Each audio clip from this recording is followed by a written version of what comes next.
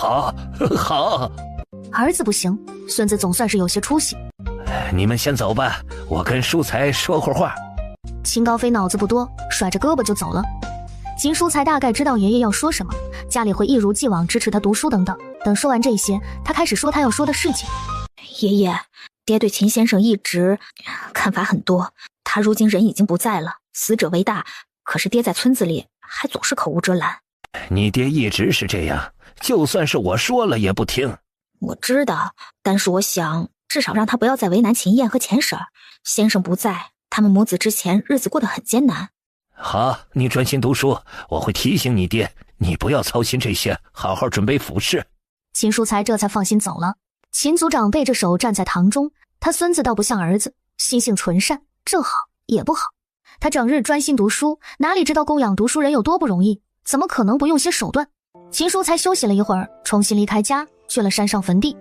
今日并不是秦秀才的忌日，只是他刚好这个时候有时间，又刚通过县试，复试他没自信，觉得这个时候去见先生刚刚好。没想到有人先一步。秦燕听到身后的脚步声，转头看到是秦淑才时，也有片刻意外。族兄，方南之正在给秦秀才的坟头拔草。淑才哥，秦淑才确实很专注读书，几乎跟这个同村的小妹妹没说过什么话。听说族兄过了县试，恭喜！嘿，名次靠后，府试还不知会如何，不过总归是过了。我是来谢恩的，没有先生开蒙，就没有我今日。秦燕看着他，心中微暖。既然县试已经通过了，族兄就不必在意名次，这是你靠自己的学识考下来的。府试的试题不同，其他人也同样不知道会如何。放松心情，族兄会考出比县试更好的成绩，我也相信你能考中。跟爷爷说话的时候，秦淑才会感觉到很多压力，觉得自己身上有责任。这样被年纪比他更小的秦燕鼓励，他竟然觉得安心不少。淑才哥哥，你去了县试，县试是啥样的啊？都要去干什么？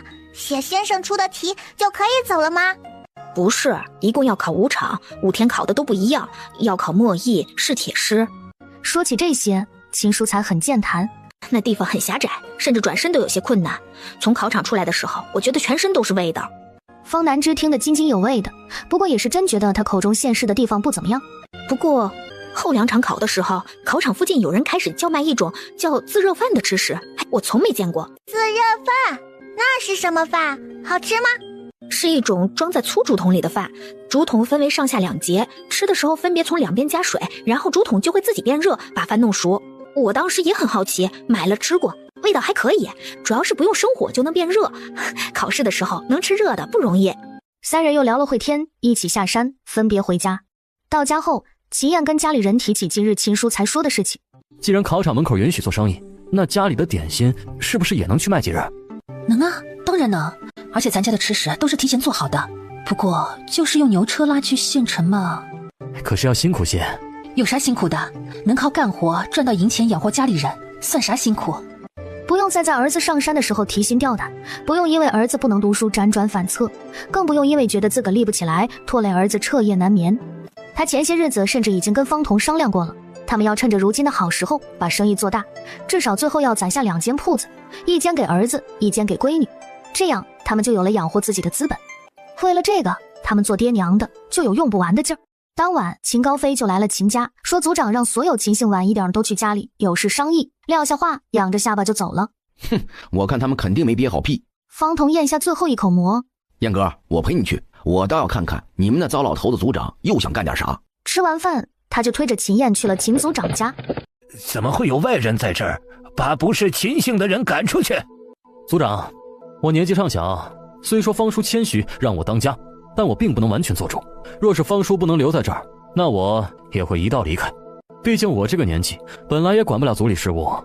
他表了态，秦族长这才没有坚持，主要秦燕走了，今个这遭就白费了。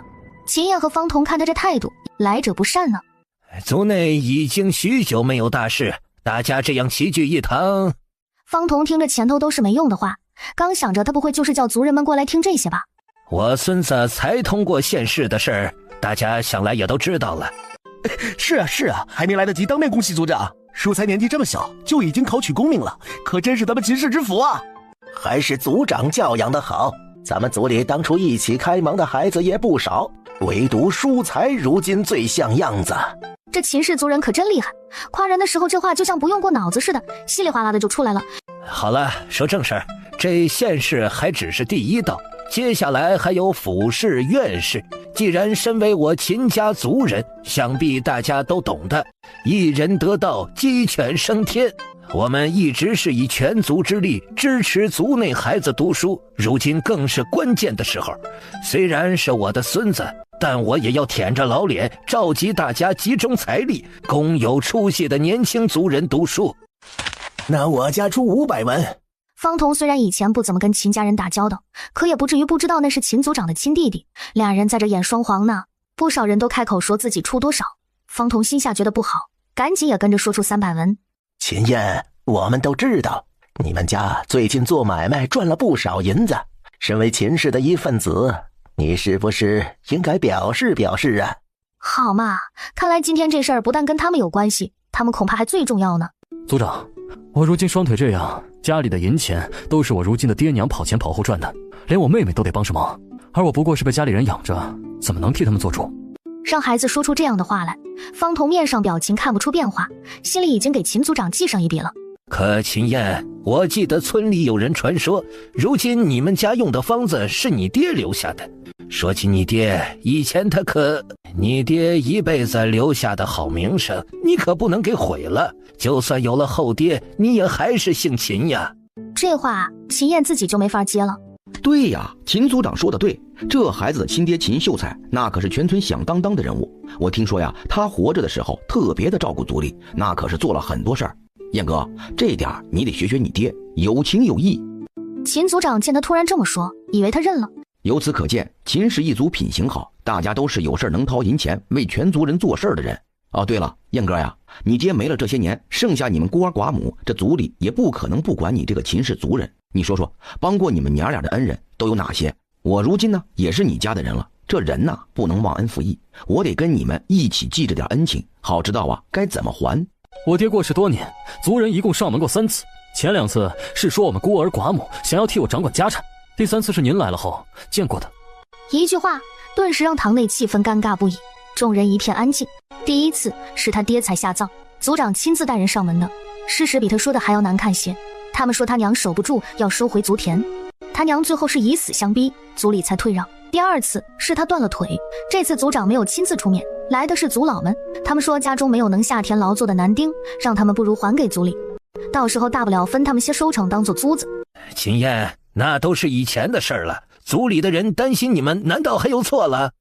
现如今疏财科举的事儿才是咱们族头等大事儿，有他一个，咱们全族都跟着沾光，说不定就连你也能借此谈上个亲事。哼，我今儿个可是真的长见识了，只听说过爹供儿子是天经地义，还没听说过需要族弟供兄长的。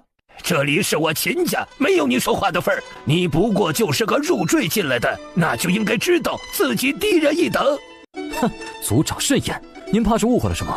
爹就算入赘也是我家的一份子，他是入赘给我娘的，按理说就是入赘给钱氏，可不是入赘给什么秦家女子。对外说是入赘秦家，不过是娘看中我，怕我这个实际上的外姓人不自在，反倒给我这个当儿子的做面子。如果族长真要计较这个，我家的主，我爹还是能做的。秦燕这辈子长到这么大，还是第1次在人前如此愤怒，族人们心中都有些打突。有人看到这样，心里更后悔了。秦燕还姓秦，钱凤平却不受管了，当初族田就没要回来，要是他们一口咬定如今赚的银钱都算钱凤平的，那岂不是白折腾？早知道当初就该缴了什么入赘，让钱凤平老老实实的为秦家守寡。秦燕，你这意思就是不愿意帮你族兄了？哼，燕哥，你和淑才是一起在你爹那儿开蒙的，如今你这个样子，淑才可是唯一的希望。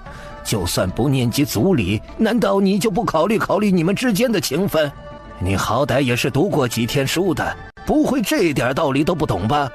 还是说从来没有人教过你该如何做人呀？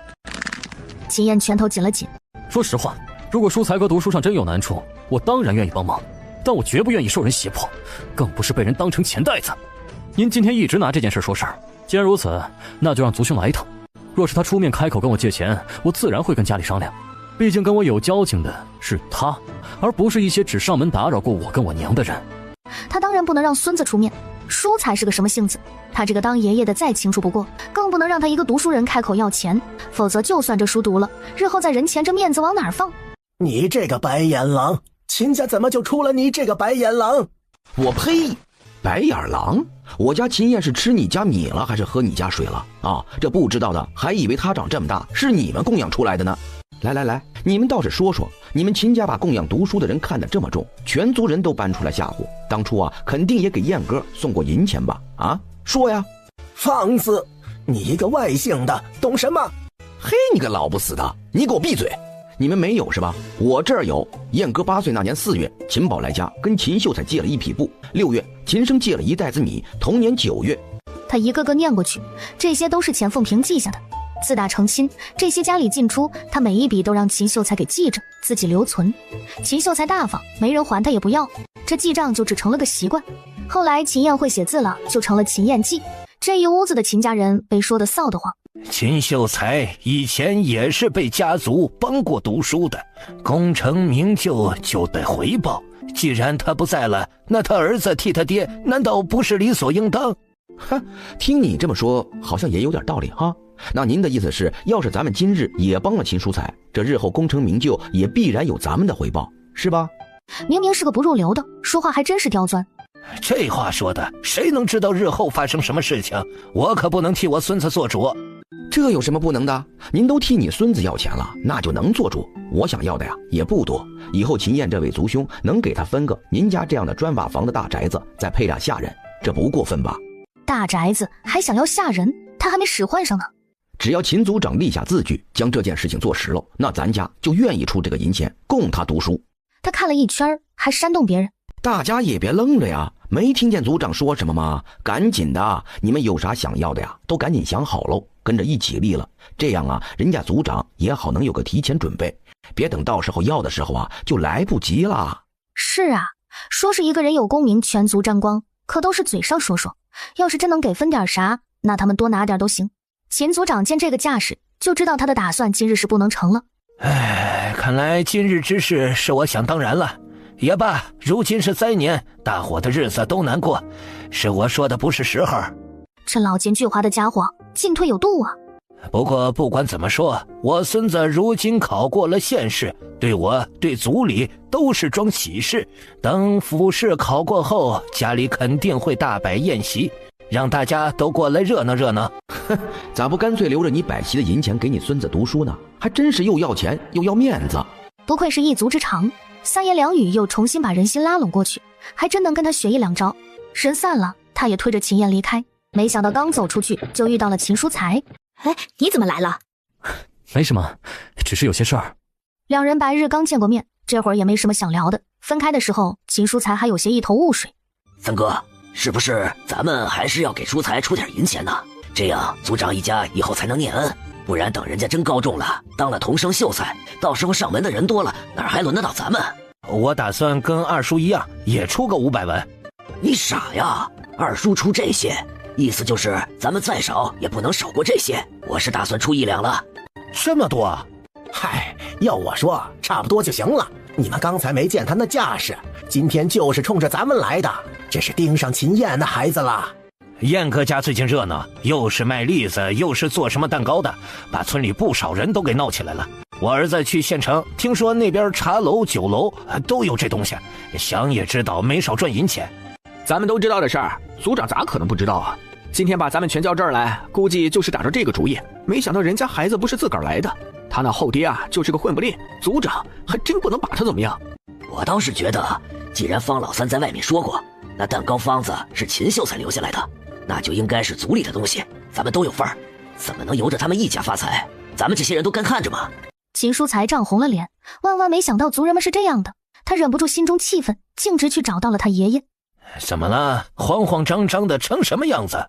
我刚才遇见族里的人了，都听他们说了。爷爷，你怎么能这么做？我做什么了？我做什么不是为了你？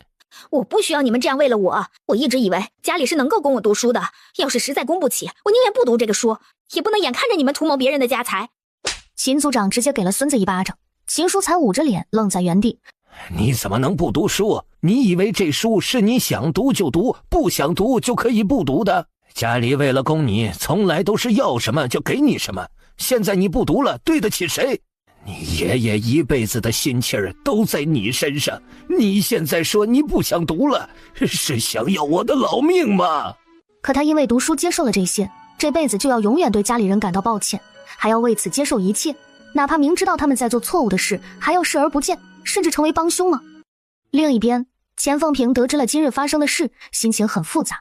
今日的事，秦组长虽然没有得逞，但方彤心里已经有了想法。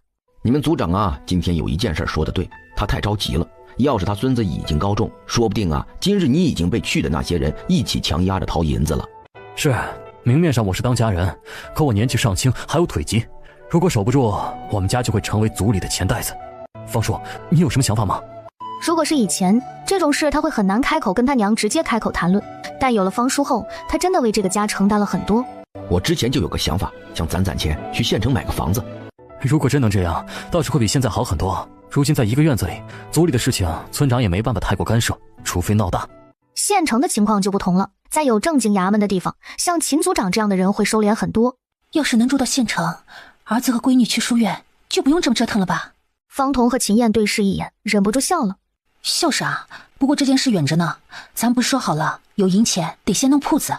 松鹤书院也迎来了传说中的家考。家考这日，没有一个学子因事不来的，每人的桌上都清得干干净净，题目是1刻钟前公布的。此时有人还在思考，有人已经下笔。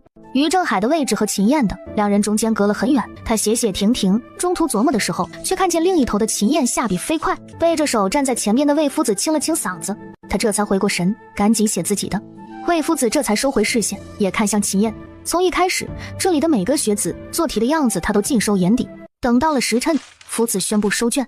已经到时辰了，夫子，能否多1刻钟？你们去参加科举写不完，也打算跟监考的官员。于正海交上去后，一下子就窜到秦燕面。我看你写的飞快，怎么样？你考试怎么还有闲情看我？就不小心看到的。清理你呢，感觉如何？自己还算满意，不过一开始有些担心写不完，思考功夫不敢太久，感觉有点儿。确实没办法有啥精雕细琢的功夫，就看谁一击必中了。我觉得秦燕你肯定没问题，等这次名次下来，你那卷子借我瞧瞧啊。你怎么样？反正是写完了。今日伙房加菜是肉汤丸子，我得多吃2份，咱们快走吧。三人一起往外走的时候，就是这样，你们怎么连这都没有搞懂，还读书呢？回家种地去算了。走在前头的于正海不耐烦地看了眼刘明策那边，咋的？学得好就了不起啊？说话真难听。下午，夫子们布置了一些课业，让学生们自学，然后跟院长一起在室内批卷。他们在屋内能听见方南之在院子里背书的声音。南之这孩子，这是将《论语》全文背下来了。听着是，真是好记性。入学才这些时日，怪不得被院长青睐，收了学生。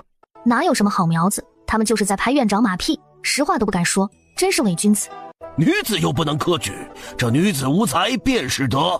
这话没人敢接，赶紧低头闭嘴。你能科举，可没有德行有何用？女子无才便是德，是你说的这个意思吗？魏夫子一听就知道院长是真动怒了。说到这个呀，秦燕也是一样，几乎能过目不忘，而且悟性好。若非因为腿疾，也是很有希望的。这兄妹俩都是读书的好苗子。说到秦燕，我刚好看到她的卷子，确实不错，言之有物。各位要不要看看？他这么一说，在场的人还真好奇了，开始传阅起来。鲁夫子心中不服，他之前也替人向院长介绍了很多学子，可院长都没收。下学前，夫子们总算是把卷子都阅完了。魏夫子拿着自班的回去，班里的学生一下子精神起来。这卷子可真是让你们做得一塌糊涂。原本我以为县试的题对你们来说还不至于无所适从，看来我还是有些高估了。你们当中甚至还出现了连题都没理解的。我们跟院长一起给你们排了名次，在这里我只说我们班的。夫子拿着卷子，第1名秦燕，第2名刘明策，第3名。他一个残疾，凭什么？可距离上次被罚还没过多久，秦燕那个奇怪的妹妹更是难以理解。她如今也不敢做什么，她找人跟过了，这兄妹俩每日下学都一起走，想动手也没机会，只能慢慢策划，这样总是被一个废人压在头上，背后还不知道有多少人嘲笑他。秦燕拿到卷子的时候，滴滴，任务发布，请宿主走上科举之路，为官作宰，更好的保护妖妹。之前都有的健康值呢，我的腿又该怎么办？系统却没了动静，真是让人无言以对。不过这次系统又提到了保护芝芝这件事，或许他真的该琢磨琢磨，这到底是怎么回事了。恭喜宿主，救人任务已完成。方南之眼睛一下子亮了，想起来这段日子家里的栗子已经收到各村去了，各村很多日子难过的，活着眼看着过冬，手里却没啥余粮的，一下子靠这个都能赚点银钱买粮了，也算是给了不少人一条活路。恭喜宿主，交易通道已连接，可以连通高星际位面。那是什么？位面商城已更新，宿主可自行查看。他等不及了，赶紧打开系统说的新商城，结果没有一样能看得懂的东西。裂隙草，纯天然泥膜。是什么？机器人又是什么？他点开一看，这个什么泥膜好像是抹在脸上变漂亮的东西。他更感兴趣的是这个机器人，可一看购买似乎需要交易币。交易币又是啥？他刚想问系统哥哥，突然就听到几声咳嗽。呜，光顾着系统，结果在发呆，忘了自己在干嘛了。回家多写10张大字。滴滴，恭喜宿主，位面商城已开启，奖励新手交易币20枚。秦燕打开商城，结果却看到黑蒙蒙一片。这是出了什么问题？系统也懵了一下，可却没有检测出任何问题。那有交易币有什么用？这奖励也花不出去啊。觉得这个系统是越来越能胡搞了。下学，兄妹俩照常在门口等爹来接。方南之没多久就注意到了，他哥今日有心事。哥，你怎么了？青林哥不是说你考得了第一，你咋还瞧着不高兴呢？秦燕微微叹了口气。哥，不会又有人找你麻烦吧？见他沉默不语，是谁？还是上次那个？我去揍他。算了，如今我日日跟青林他们同进同出，看不惯我的人也不敢太过分。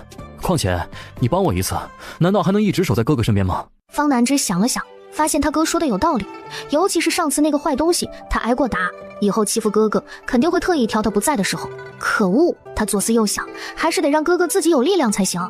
刘明策虽然在书院还是那副嘴脸，但自上次的事情后，明面上确实没找过他什么麻烦，今日也不过是借他的名头一用。系统的事情让他觉得还是要想个方法试探一下妹妹的情况。在方南之决定之前，方彤就来了。哥，我要给你一个东西。什么？你得先答应我，不告诉任何人。好，不经你允许，我不告诉别人。这个是大力丸，吃了之后1日内力大无穷，就像我上次那样。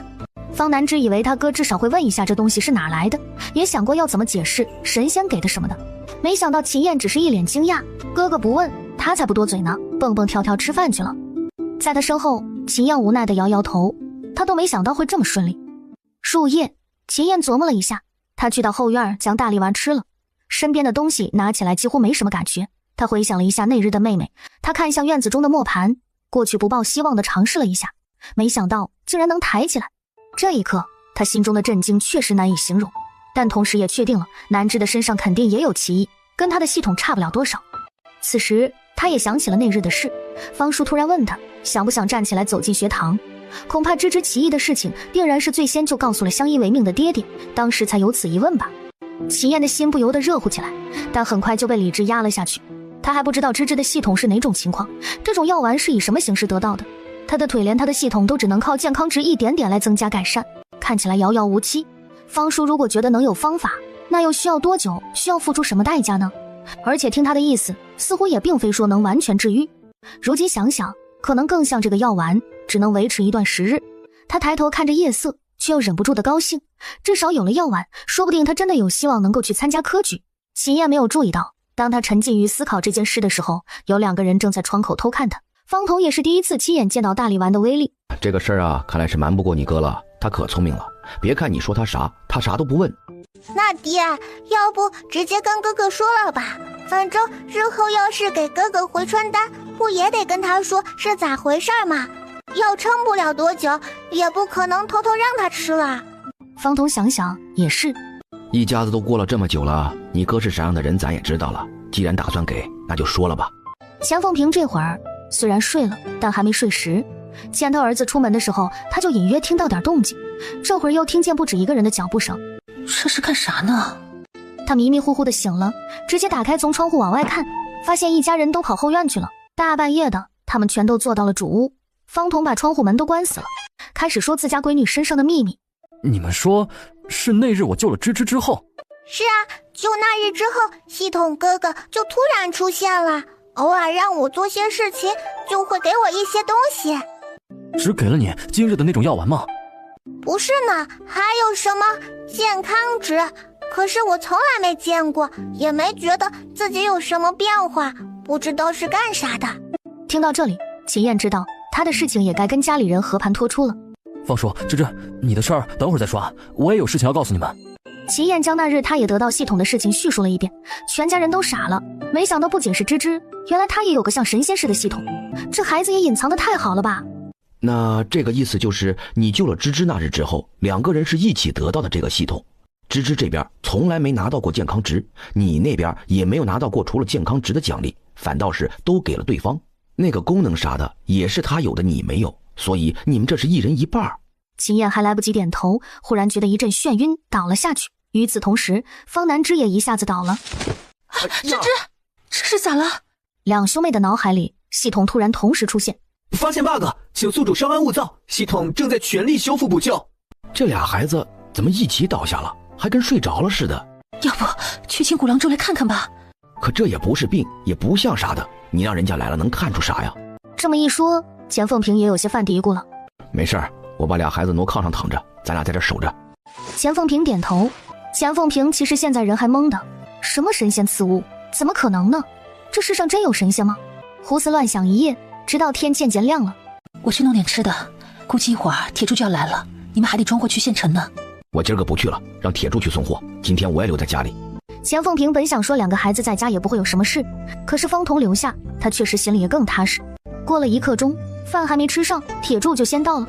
方彤说让他送货，铁柱也没啥意见。铁柱，还有啊，你记得一定要去一趟俩孩子的书院，替他们说一声，他们今日都不能去了。你到了那里，可以跟门房说找院长或者魏夫子都行。孩子们咋了？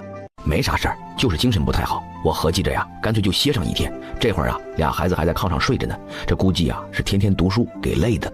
铁柱没多想，继续跟着一起装车。铁柱走了之后，方彤跟钱凤萍吃完饭，其他人也来了，已经在灶房开始干活了。钱凤萍先去灶房一起干活，方彤一个人在屋子里陪着两个孩子。过1个时辰，两个人再换过来，眼看着一整日都过去了。这都1天了，这是要睡到啥时候啊？不会一直就这么睡吧？不会的，这俩孩子呀都有神仙庇佑着，肯定是因为点啥。没事儿，要是明天还这样啊，我就偷摸着让古郎中给过来瞧瞧。干了1天活，昨晚也几乎没睡，两个人都有些挺不住了。他让钱凤萍先去旁边屋睡一会儿。好，过1个时辰你就叫我。没想到钱凤萍刚睡过去2刻钟，方彤瞧着他闺女的眼皮好像动了动，他精神一振，盯着两个孩子看看这个看看那个，还以为是他太久没睡觉看差了。就在他这么想的时候，方南之慢慢睁开眼睛。闺女。方南之迷迷糊糊地坐起来，还没搞懂是怎么了，就见他哥也睡醒了。爹，我咋了？咋感觉身上这么硬呢？哎呀，好了好了，这下你俩都醒了，咋能不硬啊？你俩呀，这都睡了1天1宿了。燕哥，我去喊你娘，她刚睡下没一会儿。钱凤萍就怕有啥事，睡觉都是合衣睡的，醒了赶紧下地。你们俩呀，可吓死我们了。方彤站在他身后，也用力的长长出了口气。怎么样，饿了吧？我去给你们弄吃的。什么神仙不神仙的，他俩可顾不上了，只要两个孩子平平安安就行。他走了，秦燕才回到轮椅上。他刚想问他们是不是一同晕倒了，有没有发生什么事。滴滴，恭喜宿主，系统修复只完成了50%，融合失败。现在向您说明情况，因为系统穿越仙境时出现故障，同时绑定了2位宿主进行了分裂。现在虽已知晓原因，进行了修复，却无法解绑宿主。2个分系统间已经建立了联系渠道。竹筒倒豆子似的说了一堆，方南之囫囵吞枣的大概听懂了。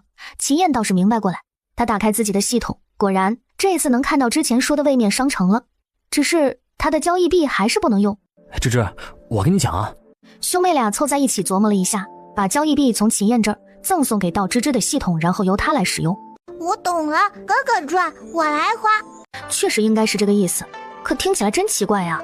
俩人说着说着，发现他爹怎么一直没动静，转头一看，方彤不知何时已经趴在桌子上睡着了。方叔和娘这2日也一直守着我们，累坏了。那我们吃点东西，让他们休息吧，有啥事明天再说。好。那天突然就什么都不知道了，还没有给婶婶看呢。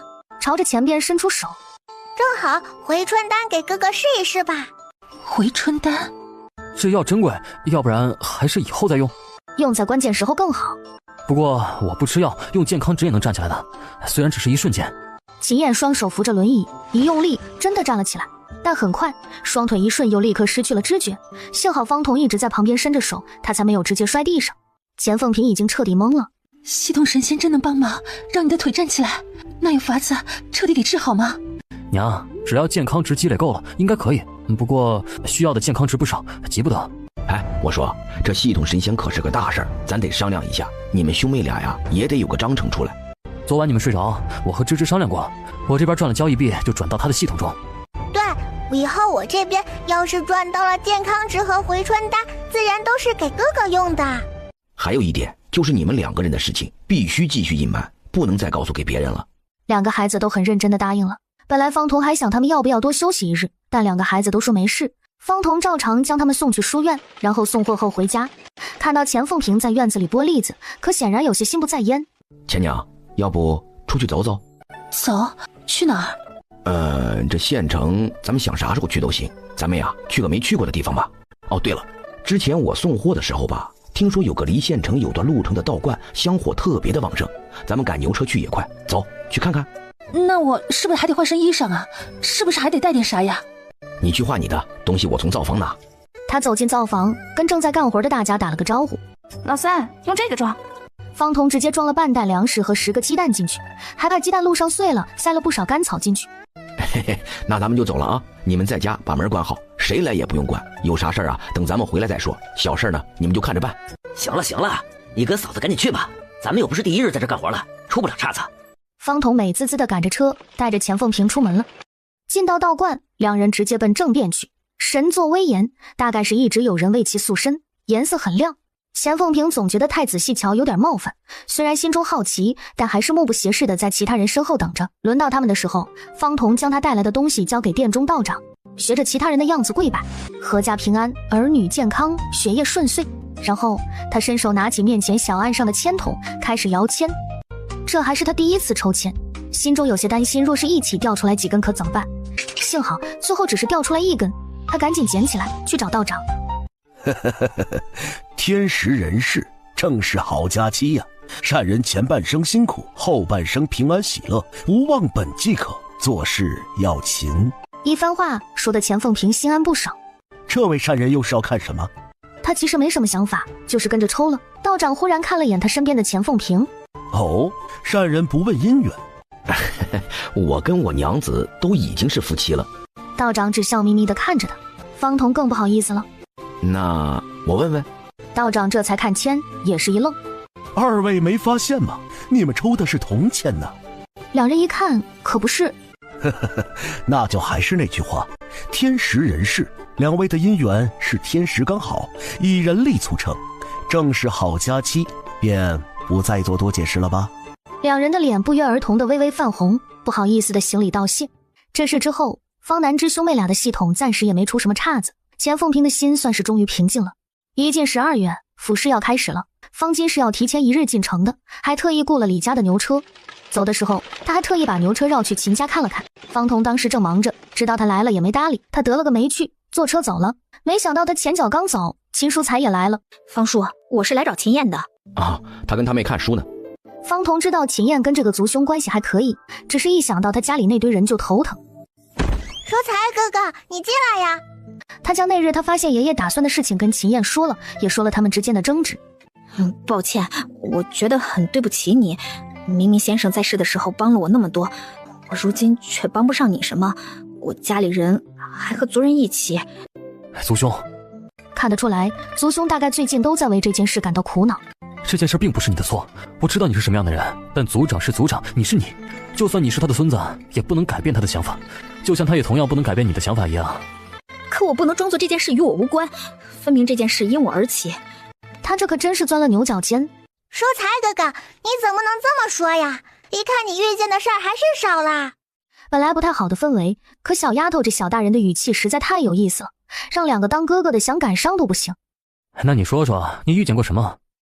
淑才哥哥，你呀还是太善良了。我那个堂伯，你知道吧？用我过来人的想法跟你说，这件事才不是因你而起呢，是因钱而起。一下子明白了什么叫醍醐灌顶，连秦燕都很惊讶。不管蔬菜哥哥考不考科举，只要咱家还在赚银子，都少不了被惦记的。不止哥哥的族人惦记，别人也一样惦记呢。蔬菜哥哥道歉也没用的啦，咱们都习惯了。秦燕听着话头有些不对劲。芝芝说的对，这件事不是因你而起，你也不用往自己身上揽。既然家中做了买卖，我们心中有数。族兄，课业要紧，别因这些琐事影响读书。多谢你和芝芝开导，我心中好受多了。但我会记得这件事，日后有需要我的，你尽管来找我。你一定记得，我是站在你这边的。秦燕点头，她这才出发进城去了。翌日，府试正式开始。这一日是她带着闺女来摆摊卖蛋糕。爹，真的好热闹啊！父女俩的视线都落在了自热饭的摊子上。那摆摊子的不正是何氏和方晴雅啊？感情这自热饭是他们弄的，不管，咱们自己找个地方。方童赶着牛车，找个没人的地方，将蛋糕拿出来，直接在车上一摆。蛋糕了，新鲜的蛋糕，早上刚出锅，一下子就引来了人。嘿嘿，这个蛋糕啊，上头写的是金榜题名，给大家图个好彩头，大家呀也能沾沾喜气儿。给我来2块小的。这写字的怎么卖？我来1块。给我来块大的。还没吆喝多久，牛车前已经排起了长队。这摊子的热闹让人一看就眼红，不过知道卖什么的也不稀奇了。哎呀，还真是卖了不少，幸亏咱家买了牛车，能拉这么多过来，不然呐，这光看着人赚不着银子，这心里得多难受啊。方南之跟着忙活的有些累了，坐在牛车上，就看见何氏和方晴雅过来了，他赶紧拽拽他爹衣裳。方童一看，明显是冲着他们来的，一看就知道没憋什么好屁。没想到何氏走过来，伸手就要拿他们案子上卖剩下的蛋糕，赶紧给拦住了。干啥？这不就是你家的那个蛋糕吗？拿一个尝尝。那你倒是掏钱呐，直接伸手算咋回事啊？吃你点东西还要上钱了，头一次听说一家人拿东西吃还要钱的。嘿，你可别跟我套近乎啊！我们算哪门子一家人呢？您这么说话，你男人知道吗？谁跟你是一家人啊？我家都过继了，我爹也入赘了，咱现在连个寻常亲戚都算不上。他知道了，耍嘴皮他玩不过人家，但这便宜不能不占。他直接推了一把方童，没推动就打算硬拿。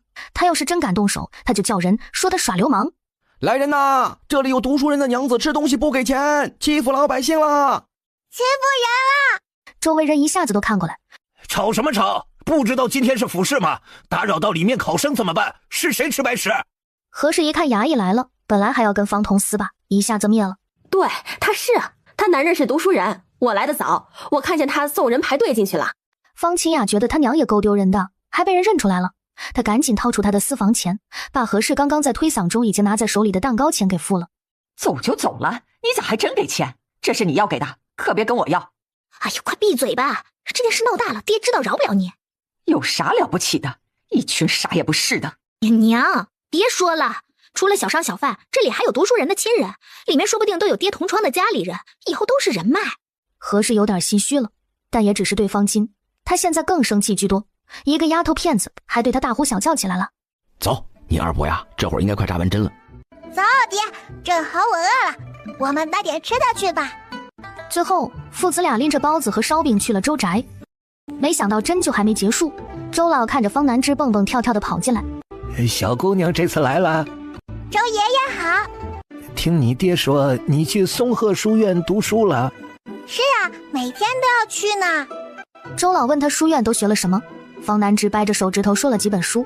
还有最近开始学棋了。棋呀，这个我倒是会一点，不如你跟爷爷对弈几局。他在书院一次先生都没赢过，也想试试跟别人对弈，没想到这一下方南之半个时辰输了6盘。好了，我得接着去治疗了。你周老起身抬头，正看到石君言走了进来。君言来得正好，来，你来陪小丫头来一局。石君言转头看到棋盘和一个不服气的方南之，懂了。半刻钟后，毫无悬念，方南之又输了。怎么你们都能赢我呀？石君言没说话，神色淡淡。我们俩要是输给你，那问题才大了。我输给爷爷你也就罢了，再看看眼前的小少爷，算了，都下不过，人家怕不是打娘胎里就跟人下棋的，可他可不能就这么放弃了，那今日岂不是一无所获？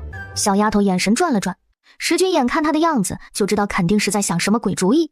走，我们出去玩弹珠，这次我一定赢你。玩也就罢了，可提到输赢，他石君眼还真就没输过。他略一沉思，也起身跟了出去。方彤在一旁到现在都没说话，他家这虎丫头还让人家少爷陪他玩上弹珠了。方南之手里的弹珠是被系统伪装过的，看不出来材质，拿在手里依然沉甸甸的。怎么玩？我教你。周老对方银的治疗已经完毕，他还从未见过君眼如此童趣。一把弹珠也不是这么快就能结束的，可方彤已经坐不住了。芝芝啊，咱们得回家了。那好吧，下次我还跟我爹来，你也要来这儿，我还跟你玩弹珠。他们到门口的时候，仆役已经将牛车牵了出来。你年纪也不小啦，日后啊可不能再这么调皮了。看看这一身的土，哪里还像个读书的呀？这才不叫调皮呢。石君眼都跟他一起玩弹珠了，连哥哥都说也不能光读书，也是要玩的，这个叫松弛有度。爹，也不知道婶婶今天做啥吃。前日陈婶婶送了一把笋干，你不是最喜欢笋干炒肉啦？方彤有点不好意思。对了，爹，你和婶婶有没有商量啥时候我能有弟弟妹妹呀？说啥呢？你这又从谁那儿听说的啊？我听陈婶婶跟婶婶说的呀，说如今咱家日子好过了，让婶婶跟你再生个孩子，好把你拴住呢。你这丫头，以后少听你婶婶们说话。家里就那么大，哪能说他是偷听嘛？方彤赶着车，思绪不可避免的被闺女说的带走了。不过生娃啥的他是不想了，孩子多了就算养得起，管也管不过来。尤其现在这俩孩子就已经让他们两口子操碎了心。孩子再多，且不说银钱够不够，人都要不行了，他们可都还有买卖的事儿要忙呢。哦对了，方才说你年纪也不小了，差不多得自己睡了啊。爹，你和婶婶睡一张炕才能有弟弟妹妹吧？那我跟你们睡一起行不行？我想看弟弟妹妹是咋出来的。我好好读书，别管大人的事儿。爹，你以前可不是这么说的，你一直都说大人有什么事让我多看多学的。这能是一码事吗？也不能啥都学呀。那什么，我不也说过你得听爹的吗？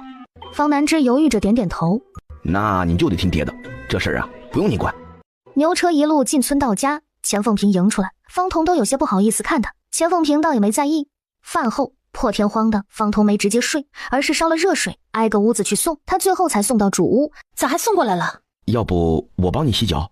脸也一下子红了，都扭捏起来，磨磨蹭蹭好一会儿，终于下定决心，慢慢坐到床边。他自己脱了鞋子，把脚慢慢放到水盆里。油灯昏暗，方彤觉得他嗓子有点干。爹，你干嘛呢？方彤脸都黑了。就你还想要弟弟妹妹呢？他冲到门口，拎着闺女走了。服侍之后，天空开始飘雪。方金出考场后，整个人面色发白。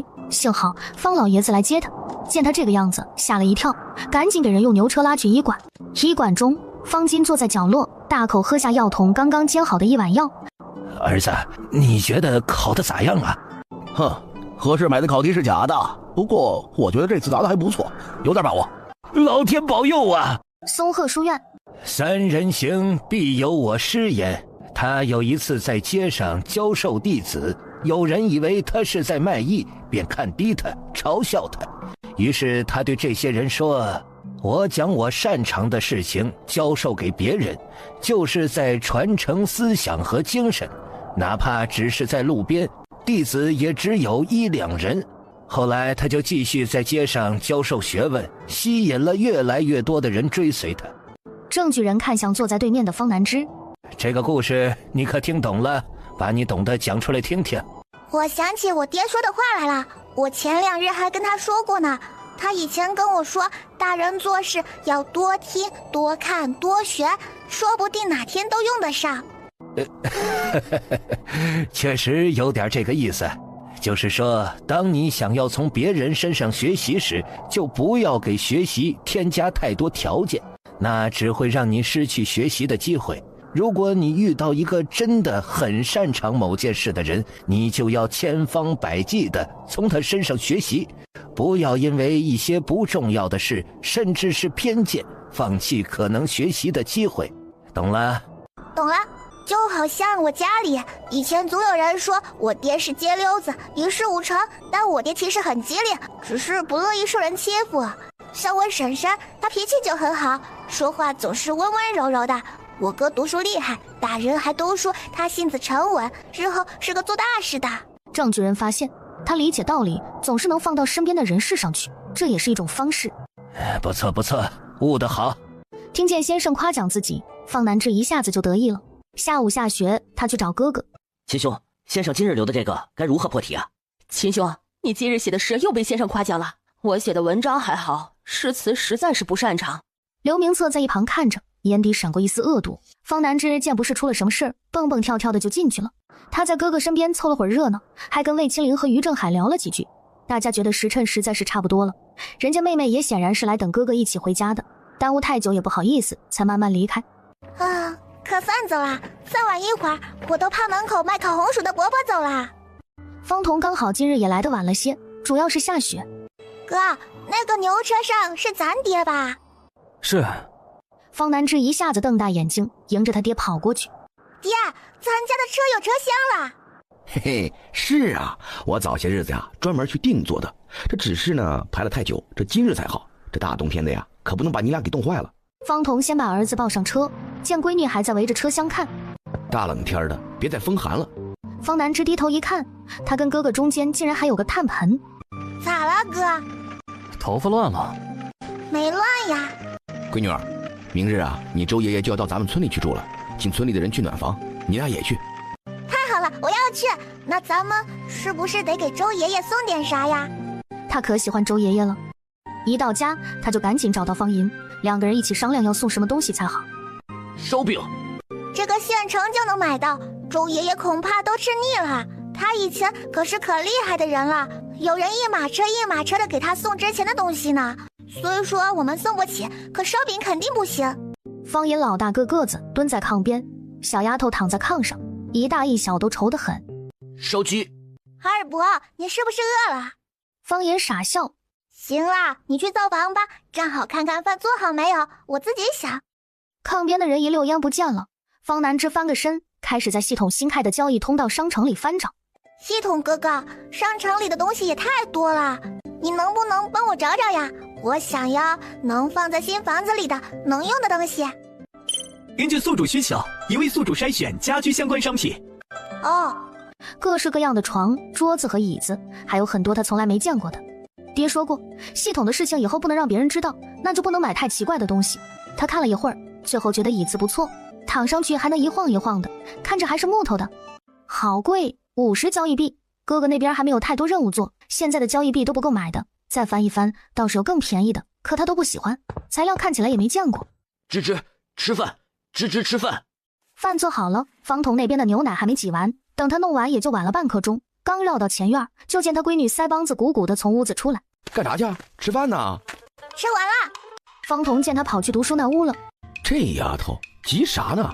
吃完了。不知道，可急呢，说是有大事要干。方童刚想说他闺女一个小丫头有啥大事，不行，我得去看看。方南之这会儿正全神贯注呢，突然听见门开了。你吃的比我还快呀！你说你要干大事儿，你爹我不过来看看还吃得下饭吗？你干啥呢？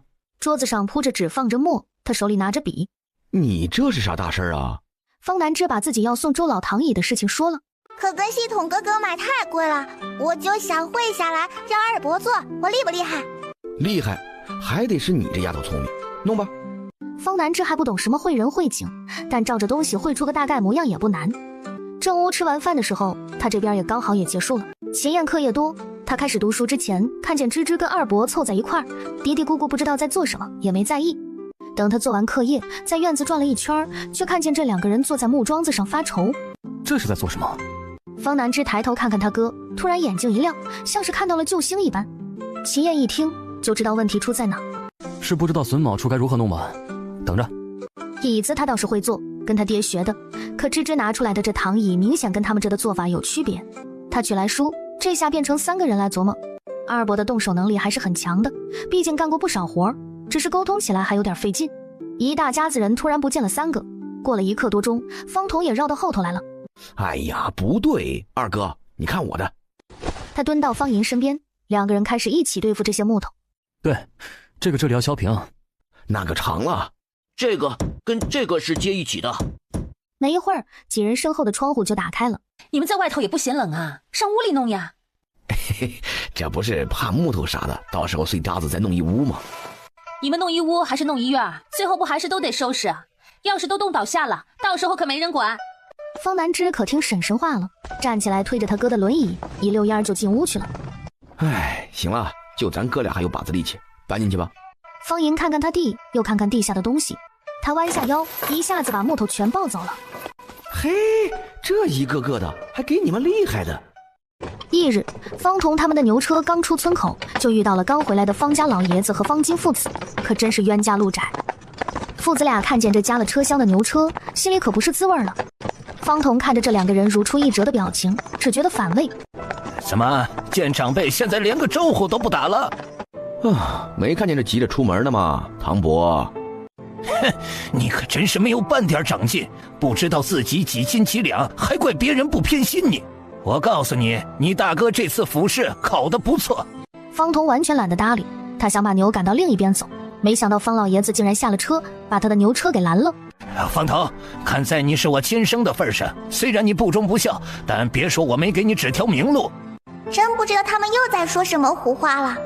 爹今日就给你个机会，你把你家那个残废和赔钱货读书的银子省下来，用来供你大哥读书考院试，爹就认你这个儿子。我呸！大伯，这我可当不起，我爹死了，就在地下埋着呢。您要是想这事儿啊，我可做不了主。您老人家要不也下去，亲自问问我爹乐意不乐意？方金听见这话，就知道方彤不可能答应。他咳嗽两声，想拦住他爹，可方老爷子一听方彤这话，已经被气疯了。我闺女活泼可爱，我儿子聪明沉稳，这银子花在他们身上，多少我都乐意。不像你儿子，这都30好几了，自己一文钱赚不出来，还让全家供着，连村里几岁的孩子都不如。都还不知道考啥样呢，得意啥？下次县试我哥也去，肯定考得更好，一定不用老大岁数也考不上，丢人。方叔，赶路吧，如今路上有雪不好走，太张狂容易摔倒。方彤催牛往前走，方老爷子骂骂咧咧地躲到一旁去。方金皱着眉头让他赶紧上车，说太冷。方老爷子手脚并用地拽着往车上爬，不知怎么的就把牛给惊了。哎，闺女快看，牛没发狂，就是车摔了，出不了啥大事。他撇撇嘴，转头继续赶车。儿子说的对，路上还是得多小心。到了县城，他今日先把2个孩子送到书院，然后转头去送货。你可来了！感觉这情景似曾相识啊！不是，我不是一直这个时辰来吗？哎呀，方兄弟，先别说这个了，赶紧跟我去包厢，要事相商。六子上茶。掌柜的，有啥你就说吧。老兄，我给你透个底，咱们这聚香楼的东家你不知道吧？方彤摇头。咱们东家可是个不简单的，不只是在咱们这县城，在京城、雍州那一带都有买卖。这意思是如今这些货他们家没吃够啊，这胃口够大的，这么远都想吃。哎呀，老哥，不是我不想做，可你说的这些地方它太远了呀。咱们这东西您最清楚，这不是金银玉器，这是吃食啊。您说的那些个地方，那都是贵人，这贵人吃啥呀？那都恨不得是10步外宰猪，5步外分肉，3步外下锅，这1步啊就能吃到嘴里的糕点。这东西，这牛奶鸡蛋糖的，他为啥天天往县城跑送货？大家伙心里没点数吗？兄弟，我怎么不懂啊？可是这2人一对眼神，又心照不宣了。所以啊，你看你有没有想法把生意做大？他伸手比划了一下，你家只出方子，以方子入股，剩下的事儿我们东家做，每年呢给你们分红。方彤心里倒吸一口气，就算有事，他也没想到今日是个这么大的事。老哥，我并非不信你，只是你也说了，你们东家何许人呢？这姓谁名谁何方人士我全不知道，也更没见过，这没有往来不成买卖，您说是吧？他跟方彤打交道也不是1、2日了，要是这么轻易就能谈成，这家伙的方子早就守不住。你也不用太烦恼，我呢就是替我们东家跟你透个口风，不勉强。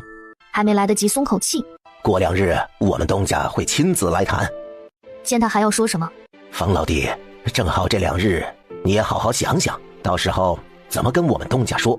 不过你听老兄一句劝，有句老话叫背靠大树好乘凉，你这蛋糕生意如今订上的人可不少。因为这话不假，这段日子有不少茶楼酒楼私下找他，在他送货的路上就拦住牛车，不只是有订货的，还有想买方子的，可他对这些人都不知根知底，没敢轻易应。傍晚，他将儿子女儿从书院接回来，牛车一到家，方南枝就跳下了车找二伯。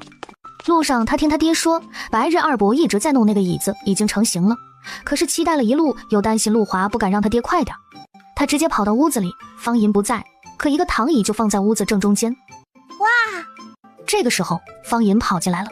干了！啥干了？方南枝愣了一下才反应过来，是油干了。哥哥给他们讲的时候说过，做的东西送人的话最好上一层桐油，这样就算是木头的也不容易烂。怎么样，做的不错吧？我今日啊特意从县城找的桐油回来拿给你二伯刷的，这本来呢还担心天冷了半日干不了，这没想到啊干得还挺快。方南枝可高兴坏了，上去坐了一下。好舒服啊，那这样一会儿就能带去送给周爷爷啦，太好了。这时候钱凤萍进来了，方彤一转头就见她穿了身新衣裳，头发的样式也变了。见方彤盯着自己瞧啥呢？赶紧的带着二哥去把新衣服换了。芝芝，来。好，穿新衣裳了。小丫头举着手往外跑，全家人穿着新衣裳，带着贺礼，高高兴兴地往周宅去了。嚯，这么大的宅子啊，这怎么说也得有3进了吧？周管家正亲自站在门口迎接上门的客人，看到方彤一家的时候，脸上的笑容立刻真诚了不少。周管家，家中有事儿，来晚了，还请主人家不要介意。周管家赶紧摆手，请他们进去。哥哥，那个是不是就是书上说的隐蔽呀？秦燕赞许的点点头。从二门进去就是正院，正对面是正房，左右厢房正对着，都配着耳房。方叔说的不错，是完完整整3进3出的院子。那看来这茅厕是在西边的耳房。他踮脚瞧瞧周围，找交好的夫人唠嗑去了。那爹，我们也去了。方南枝和二伯一起推着他哥往小孩那边去了。芝芝，快来呀！他感觉最近跟芝芝越来越少一起玩，一开始的时候还偷偷在家抹眼泪了。不过最近他已经慢慢习惯了，毕竟芝芝不是不跟他玩了，而是白日要去县城，根本不在村子里嘛。呀，芝芝，这是你的新衣裳吧？真好看。好看吧？不对啊，陈婶婶不是也买料子了吗？可是明年大哥和大姐就要说亲了，新衣裳得先可着他们呢。他都还没穿过新衣裳呢。对了，我爹今天带了蛋糕来，是给大家分着吃的。等分的时候，我的那块也给你吃吧。嘿，你真好。我也没有新衣裳。耶，你不能再吃了，我瞧你是不是近些日子又胖了？他当然想把好吃的分给大家，可二胖不行，他再胖下去就要生病了。二胖倒也不饿，就是喜欢好吃的东西。他又看看一旁的二伯，好吃，不给。哎，芝芝，我娘说你每日都去书院，书院好玩吗？你也会读书写字了吗？是啊，每日就是去学这些。方南枝掰着手指头，还有别的，比如下棋什么的。真好，原来女娃也能读书的。他们都说只有男娃读书才有用的，女娃早晚要嫁人，看那点彩礼钱还不够养大个娃的。方南枝懂，他们只是年纪小，他都能读书识字了，又不是听不懂话。别人骂他爹的时候，一提到他就说是赔钱货。他最开始不懂的时候也问过他爹，呸，他们懂个屁的赔钱货，你大伯那样才是赔钱货。那爷奶为啥说大伯是家里的顶梁柱啊？老糊涂了，你二伯才是家里的顶梁柱，因为你爹我也不乐意干活。从那之后，他每次听到赔钱货这个词，总是想到他大伯，现在是堂伯了。我在书院里也没玩啥，不过挺有意思的，能看到很多人。你快给我说说。比如我们书院有个藏书阁，不是谁都能进去找书看的。我上次进去后才知道，原来藏书阁里不只有书，还有字画，有琴，有一把琴上刻了小字。我哥说那琴有100年了。阁？啥是阁？啥又是琴？方南枝又连笔带划的给他讲琴是什么样的，告诉他藏书阁是一个多层的小楼。能发出好听的声音吗？是不是像吹柳叶那样？不过那个不是吹的，是用手弹的，声音也不一样。秦燕在另一边听着，也能听出来妹妹在书院的这些日子确实很开心。哦对，还有我哥的先生魏夫子，上次我去伙房想看看中午加餐是啥，嘿嘿，结果夫子也在看，还和厨娘商议烤鸭的法子。他看见我还不好意思啦。秦燕本来还看着，听着听着就觉得味儿不对了。芝芝，莫要背后议论夫子。哥哥，我错了。刚要说什么，周老来了，多谢大家这段时间在村里建宅，今日开始总算是能与大家做邻居了。今日也感谢各位登门祝贺，尤其是来帮忙的各位女眷。周老还乡养老，能选在我们村，是我们村的福气。这同村人帮忙一二是应该的，算不得什么事。是我们呀，要多谢周老，今日请我们到府上。这是我孙子周子京，还有这一位是我府上贵客，姓石。村长心道人中之龙也不过如此了，瞧着都还这么年轻，日后肯定要有一番作为。这周子京就是早前在府城茶楼与石君衍和郡王世子一道喝茶的那位青衫男子，他脸上一直挂着微笑，时不时地瞥石君衍一眼。该说的都说完了，周老带着他们一起入座。方南之开始找他爹哪去了，他的礼物啥时候送啊？大人那边这才纷纷入座。这一座不要紧，众人往主桌一看，除了周老、村长，还有几个辈分高的老爷子，居然方彤也在。旁边桌的秦高飞更是心中不快，方彤跟他爹一桌坐着，那不就是压他一头了？他脸色难看，可今日这是在别人家，心中一忍再忍，这才算了。转头跟同桌人说起这次府试他送考的见闻来了。你们都不知道，我眼看着那个人被丢出来，在门口都哭撅过去了。哎呀，这哭有啥用啊，活该。今日在这么大的宅子吃饭，挺开心个事儿，还得听秦高飞吹嘘。这么一说，淑才今日怎么没来？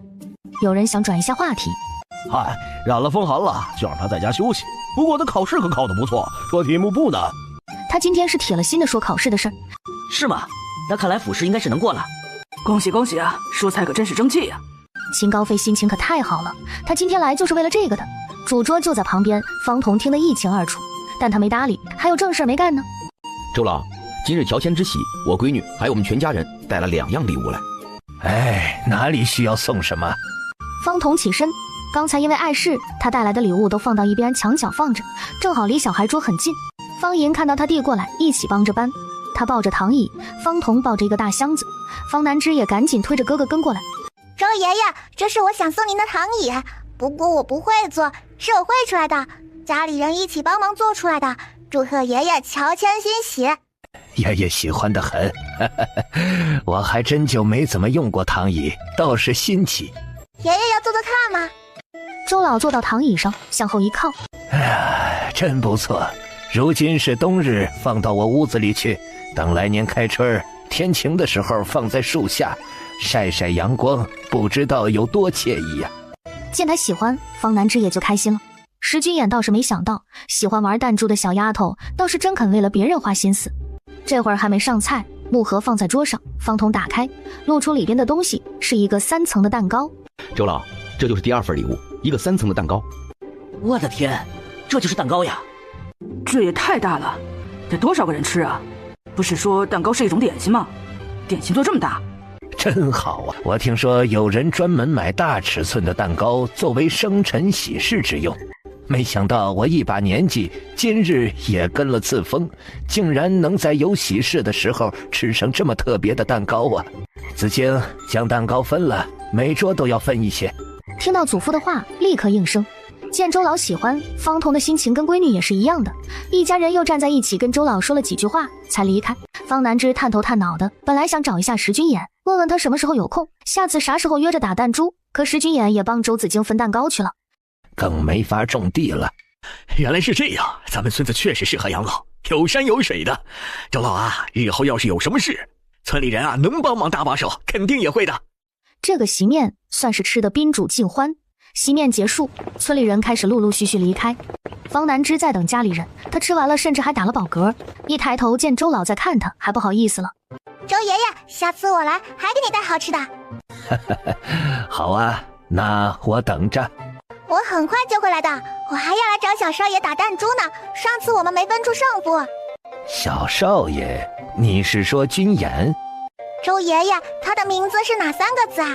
我之前听人叫他石少爷，是石头的石吗？周老摆摆手，用手沾水，在桌子上写下了石君衍3个字。是这3个字。原来是这3个字啊！我之前还以为是石头的石，还想着真适合他呢。他好像不太爱说话，真像个石头似的。周老笑眯眯地看着他身后，方南之一下子意识到不对了。转头一看，果然石君眼就站在他身后，微微挑眉，显然是听到了他的话。他鼓起脸不敢看他。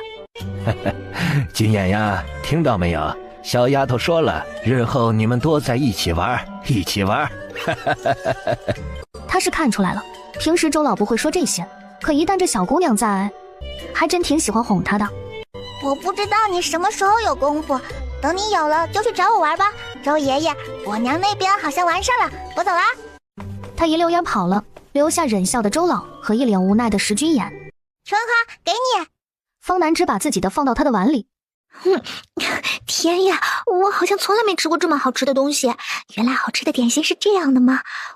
也不是所有点心都这么好吃的，我吃过不好吃的。村长看着偷偷松了口气，能这一直这样到最后就最好了，别好不容易全村一起吃人家个席，再把脸都给丢光了。终于开始上菜了，村长的心赶紧又提起来。菜一开始上桌，全村人就都惊呆了，有些人甚至感觉自己从出生到现在都没见过这么多肉。村长也顾不上看别的桌的村里人都是啥表现了，他也吃了个满嘴流油。等大家差不多都吃个7、8分饱，才觉得松了口气。周老，您在咱们村子建了宅子，以后啊是都住在这儿，还是是不是会来小住啊？怎么了？村长是有什么事要说？这位老爷还真是眼光毒辣。没有，就是村里来位大户，难免好奇的人多。自打您家里开始在这建宅子，村里啊就好多跟我打听的，这给我也问好奇了。其实啊，大家也就是好奇，能建这么大个宅子的，是以啥为生的？是不是本身就咱们府城县城的人？他稍加思考就知道了，他其实就想打听会不会在这买地。村长犯愁的就是这个，从意识到来的是一家大户，他就在担心，万一这是个想来当地主的有钱人，恐怕村里会生出很多事情。村长，我就是个来养老的，我家里小辈也都是读书人，恐怕没工夫在村里找事儿干。今天看见没有，这方童送礼送的真正式啊！是吧？真是赚了不少银子。别说那蛋糕就是他们家自己做的，那椅子也不是咱们能拿出来的东西。只有我觉得嘛，方童他们家人是不是认识周老啊？要不方童为啥坐主桌啊？哎呀，我也在想，近日他们家人跟周老说话，感觉不像是跟生人，尤其是他家芝芝，看看村里其他孩子，哪有过去直接喊周爷爷的？对，我当时也合计来着。大家嘴上一堆，都觉得有点道理。方童，打听点事儿呗。啥呀？这天都不早了，大家伙不都赶紧回去睡觉啊？就问一句，你知不知道这周老是干啥的？咋这么趁银钱啊？这大宅子，这一桌菜，我都吃撑着了。这方童哪能说今日从开始到最后，人家主人家都没透露过的事情？我真不清楚。方童装得很像，愣是没人看出来他完全是在演戏，只是对挖不出来什么消息觉得有些失望。也有人怀疑是方童不想说，但又看不出来问题。人群里何氏衣上鼓鼓囊囊的，不知道里头包着啥。哼，他能知道啥？还认识贵人，自己都泥腿子一个，赚点烂钱就以为自己是大户了。这话让钱凤萍给听见了，他一转头就看见他站在那儿，而且一眼就瞄到他怀里了。堂婶，你这吃席还连吃带拿呀？咋的？剩饭剩菜谁吃席不拿呀？主人家都没说啥，沾沾喜气关你啥事啊？吃席剩下的带走当然常见，可今日这桌菜每桌几乎都吃了个溜干净。你可要点脸吧，欺负人家没给你一桌啊？那鸡刚端上来，你恨不得连盘子一起抢了塞怀里，还读书人娘子呢？你家都供得起人读书，咋顿顿都不给你吃饱啊？那咋了？我能抢到就是我的能耐，你们倒是想要，谁能抢得着？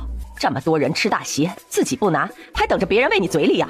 就你这样的，吃屎都赶不上热乎了。他不做人，还骂上别人了。可吕氏也不是啥公道人，他生气纯粹是因为他本来也想抢来着，是他没抢过。钱凤萍看不下去，也不想掺和他们之间这些扯皮的破事，跟着家里人往前快走了几步，赶紧回家了。周老爷子的到来并没有给村子带来太多改变，不过在周家盖房子的那些人工钱都已经被结算完了，这笔收入让他们这个冬天能够更好过一些。这么一想，这个初冬他们的运道不错，有方童收栗子，有周老用短工，如今只希望村子里的人都能安然度过这个冬天。周家的席面之后连续许多日都在下雪，天气一日比一日冷，几乎不给人喘息的机会，这更是让村里人都有些后知后觉的庆幸。夕阳西下，方南枝和方银正在院子里玩雪。数学时做学的会请教。想不起来。二伯，你不是县城看过好多次了吗？记不住。你要是想让二伯跟你堆一样的，就该让方叔昨天带他去县城仔细看看。芝芝的记性可不是随便什么人都能有的，寻常人就算仔细去看了，等回来也会想不起来细微之处。方彤揣着手从外头回来，小何，你们这都不嫌冷啊？这是干啥呢？芝芝之前在书院的说，看到说富贵人家冬日第一场雪后，会宿雪师就一直等着下完雪。对，方南之笑嘻嘻的在他爹面前转了个圈。嘿嘿，我在跟二伯比，谁堆的狮子更像，可他想不起来了。哥，那你帮他想想，你们一起做。狮子？县城那种门口摆放的狮子吗？对呀。他摇摇头，提醒他们玩一会儿就要回屋暖暖，别把手冻坏。方南之的记性确实很好，但他是第一次做雪狮，手上的技巧就……他做完自己的，又看看身边二伯的。秦燕已经好半天都没说话了，他已经尽力了。方银做的狮子头不知道为什么异常的大，因为他想不起来鬃毛是什么样，又不能很好理解秦燕的描述，做的就像没开壳的毛栗子。方南之等方银做完了，推着秦燕，3个人一起回屋烤火。我做的更像，是不是哥哥？不，我的。我的。2个人谁都说服不了谁，偏偏秦燕也不表态。正好这个时候，方彤从门口路过。爷，我们一起出去，你来评判，是我做的好，还是二伯和哥哥做的好？我没做。那就是我跟二伯谁做的好？方彤站在2个雪狮面前一段距离，这2个都丑得不堪入目。方南之不服气，一回头发现哥哥不知道啥时候不见了。方南之跑去找，发现哥哥竟然去做课业了，只能转头去找钱婶。秦燕拿着书，听着院子里妹妹叽叽喳喳的声音，她还是课业太少了，才会日日都这样开心。钱凤萍被叫到院子里，这是城里门口的狮子啊。这2个她是真没认出来。我觉得都不错，二哥这个眉宇间很有气势，确实有兽王的威严。芝芝这个也很好啊，连爪子的细微处都做出来了。给方彤都听愣了。嘿嘿，还是婶婶厉害，我爹就不行，他恐怕都想不起来狮子啥样了。挺好的，入冬了，咱们也图个吉利，回屋暖着去吧。婶婶去热点牛奶。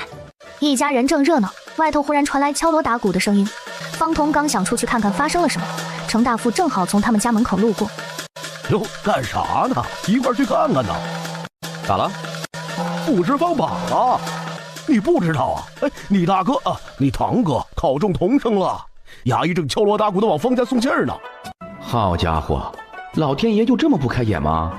不对，神仙可帮了家里俩孩子不少呢，这可真是瞎猫碰到死耗子了。唐博士多少名啊？榜尾。程大富丢下这么一句，人已经跑出去了。秦燕微微蹙眉，他更在意的是怎么没提到秦书才。一家人互相看看，他们一致决定时辰到了，该吃饭了。你俩也都得给我好好读书，下次科举啊，燕哥也得参加。闺女，你也是，日后想干啥就干，当掌柜赚大钱。秦燕恍惚了一下，好像跟说好的不一样，这让他感觉有些重担在身。你从考棚出来，病到现在还没好，如今还落榜了。娘，我本就还年轻，不可强求。你别哭了，让淑才好好休息。淑才，你也不要太难受，你的年纪小，下次还能考，一次落榜不算什么。无论之前他跟祖父有多大矛盾，他现在实在是没那个精力想更多。秦高飞一直在院子里喝闷酒，前些天才吹的牛，这下子叫他怎么见人？大伙儿放心，家里出了这么大喜事，肯定是要摆席的。就后天，到时候大家都来，咱们摆席。好好，我们一定来。老爷子破费了，恭喜恭喜啊！这是咱们全村的大喜事。老三倒也是供了大哥这么多年，可惜了，如今也过继出去了，不然亲兄弟是同生，多沾光啊！那个不孝子是他没这个福气，他在家里也不干活，算什么供养他哥呀？这么多年半点用处没有，都是家里给他养大了。这么一说，你家老二也老大不小了，是不是也该成亲了？这以后好说了，也该上心了。方老爷子被人提起，难免动了些心思。翌日，老三回来了，我来告诉你一声，明日到家里来吃席，对，别忘了带礼。方彤微微挑眉，就是那日你去周家带的那个蛋糕，也要一个3层的，知道吧？剩下的你们看着送，要是想不出来，就多带礼金。行，知道了。这么顺利。对了，还有，让你媳妇儿也早点来家里帮忙，同样都是儿媳妇儿，也别想多揽。我说的你千万都得记着啊，要是忘了一样，让咱家没面子，别说到时候爹和你大哥饶不了你。说完，他就扭着腰走了。呸，什么东西！他翻了个白眼儿，装作若无其事的回家。钱凤萍出来帮他卸牛车的时候，甚至都没觉得他脸上有啥不对。对了，说是让咱家明日去方家吃席。然后呢？啥然后？谁给你传的话？却没说别的了。方锦考上童生这么大的事，这么关键的时候，方家人咋可能就通知个吃席？哼，帮忙帮个屁！还想让我送礼，还真是瞎了心了。念了这么多年的书，最后才考了个童生榜尾，就这还张狂上了，还要这要那的，你当他是谁呀？知道的是考上童生了，这不知道的还以为当上土匪的山大王了呢，还打劫上了。要说他方家人要是这么多年不供方金读书，直接落草为寇，这保不齐20年前就发家了。这一家人天生就是当强盗的料，什么东西？钱凤萍不知道合适的事，但也看出来他气不顺。去吧去吧，明儿个咱们一家人都饿着肚子去，多吃多捞。方彤一下子就被逗笑了，忽然他眼珠一转，有了主意。二娃，来陪我去办点事儿。钱凤萍看他的表情，就觉得他又在琢磨啥了，不过看他不烦心了就行。二娃也没问是要干啥，跟着就出门了。咱们这是要干啥去？找蛇。这个时候那可不好找，估计都冬眠了，这得找洞里摸呀。那就看咱俩手气了，也得看他们命好不好吧。一听这意思，想也知道有人要倒霉了。两人一路爬到半山腰，开始在有可能的地方搜寻。这里是不是有一个小洞口？二娃蹲在那儿小声招呼方彤。这洞口看起来像是个兔子洞，来往外弄试试。两人一起动手，先露出来的就是个蛇头，还来不及高兴，两人就立刻失望了，这蛇已经被咬死。得，这是刚冬眠没多久就让耗子给找上了，接着找吧。又过了1刻钟，两人就在不知道是什么动物留的洞里找到一条冬眠的蛇。这长虫啊，是一到冬天就啥都不知道了，这活着死了都得看命。方彤把蛇扒拉出来，你瞧瞧，这青色带纹的。二用树枝把这一大盘挑起来，放到方彤的背筐里，上头用草压上，再放一块巴掌大的石头，免得万一路上这蛇突然醒了都不知道。这一条不够，再来一条，万一醒不过来呢？哥俩又找了好一会儿，这回是从石头缝里找到的。行了，2条就2条吧。听着觉得这话怎么感觉像是不满意呢？不是，你不会要抓这玩意儿卖钱吧？我听说有人专门收蛇的，拿去做药还是泡酒啥的，这活儿挺危险的呀。不是，你看我现在像缺钱的样子吗？二娃犹豫了一下，摇摇头。缺，但是呢，我还没到要赚这种卖命钱的时候，我呀，这是有用。这不还是没说要干啥用？翌日，方家的庆功宴是定在中午，方南之和秦燕这个时候还在书院。方彤眼看着时辰差不多了，才带着钱凤萍还有刚干完手里活的方银慢悠悠去的。你这里装啥了？随便放点东西。出门的时候也没见他进灶房啊，倒是去后院一趟，难道是装的牛奶？可看他这2日的样子和他的脾气，也不像是会给那一家子送礼的。方彤故作淡定，他这2日都给藏后院的柴火堆了，怕家里人不知道里头是啥，再出点啥事，屋子里就更不敢放了。屋里暖和，蛇醒了就白弄了。方彤走到半路就碰到打招呼的童村。方彤来了呀，咱们还以为你今天不能来了呢。方彤，一会儿找机会好好跟你爹说说，一个肚子出来的兄弟哪有说断就断的？怎么没带闺女一起来呀？不也送你爹个糖姨？方彤都没听他们说什么，一路穿行到方家门口，面不改色的就进去了。方老爷子人在院子里，正跟村长和其他村里的老人们说话呢，看见方彤进来，脸立刻拉下来了。没规矩，今儿个事儿多，也不知道早点来帮帮忙。你在外头做买卖，个人家也这样？嘿嘿，谁家里还没点事儿啊？又不是实在亲戚，我就寻思着，今日你这儿也不能缺人，多我一个不多，少我一个不少。他掂了掂身后的筐。唐伯，您要是觉得我碍眼，那也好，我带着东西这就跟我媳妇儿回去。这才想起来让他带蛋糕来的事情，他今天还要靠这个挣一回大面子呢。他把剩下数落人的话硬咽下去了。方彤将筐放一边，和钱凤萍2口子分开入席了。方彤，你说你这可惜了不是？又是入赘又是过继的，好一顿折腾。这下你大哥的福，你是半点都想不着喽。这福你想想啊，那正好，你也商量商量，过去给我唐伯当儿子呗。吕大棍脸色一变，你不能，我忘了，你跟我可不一样，我可比不了你，一辈子都能享亲哥的光。听见他们说话的人都有点憋不住。他有个亲大哥，人能干，可是走得早，人没的时候就剩个闺女，侄女刚过12，他就给安排个人家，把小姑娘给嫁出去了。至于他大哥的那些院子田地，那孩子是一点没带走，全让吕大棍给占下了。那时候也不是没人说过他这事儿办得难看，但吕大棍脸皮厚，村里人觉得他混，懒得说了。可人再混也不是傻，周围人见这俩人情绪不对，哎，行了啊，人家这办喜事儿，咱们不说这些啊。兄弟，你们两个把叔叔带来的鞭炮给点了，小心点啊。院子里的人一听要点鞭炮，不少人都走出院子去，等着看热闹。没一会儿，爆竹一起响起。好了，大家都回院子里吧，我再说2句，一会儿咱就开席了。方彤全程坐在自己位置上没动，这会儿都有点犯困了。今日多谢大家都到我们方家，大伙儿也知道我儿子考上了童生，这是咱家的喜事，也是全村的喜事。他装模作样的好一番场面话，他说完就往旁边退一步，给儿子腾地方。方金站到他的位置上，他好歹是读书人，场面话说的比他爹擅长许多，感谢他爹，感谢家里人，感谢村子和一起读书的友人等等。等他都说完了，这才宣布开席。方银一下子精神了。方彤原本连二哥都没想带来，可他知道是来吃席的，也不管是要去哪儿，反正就要跟着。菜陆续一上来，村里人的表情就有点微妙了。一桌是8个菜，有菜有蘑菇啥的，有个看起来是炒菜，里头就有点零星鸡蛋。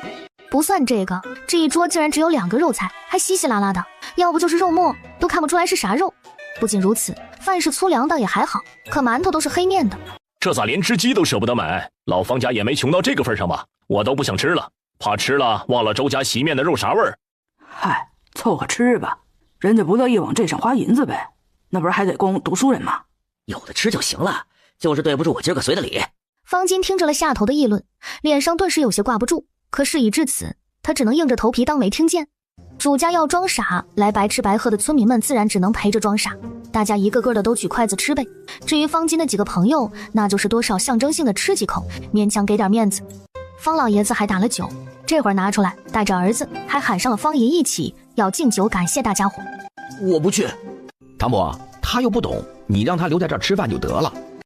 我们家的事儿你少管。把不情不愿的方银给拉走了。这占便宜的时候想要儿子，这会儿又成他们家的事儿了。他们家人平日里多嫌弃二哥，我还不知道吗？这里头要是没啥事儿，我名字倒着写。酒过3巡。对了，今日我家还有一件好事要告诉大家。不少人都好奇地看过来，那就是我家老二已经定了亲事了。定亲？谁家呀？是大河村王地主的闺女，过段时间就去下定，到时候还请大家伙喝酒。方彤顿时黑了脸，那姑娘都快2担粮食重了，这都不是最大的问题，而是这女人是个痴女，都成亲了7、8回了。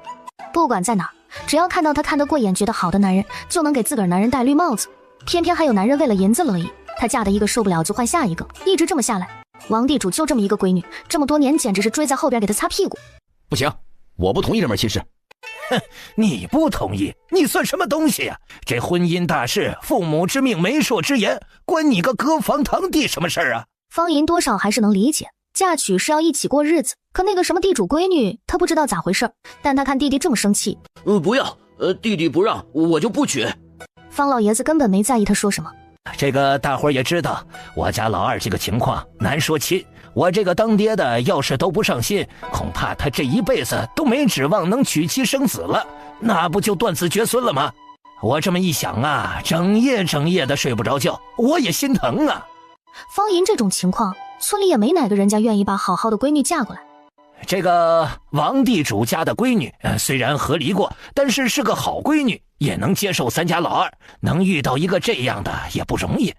这个王地主家的闺女，虽然和离过，但是个好闺女，也能接受咱家老二，能遇到一个这样的也不容易。好歹老了能有个伴儿，我能照顾他一时，不能照顾他一世啊！再怎么也不能看着孩子孤独终老啊！可怜天下父母心。我呸！你倒是说的冠冕堂皇，还什么找个伴儿？王家闺女那是个什么人？不把我哥害死就不错了，还找伴儿？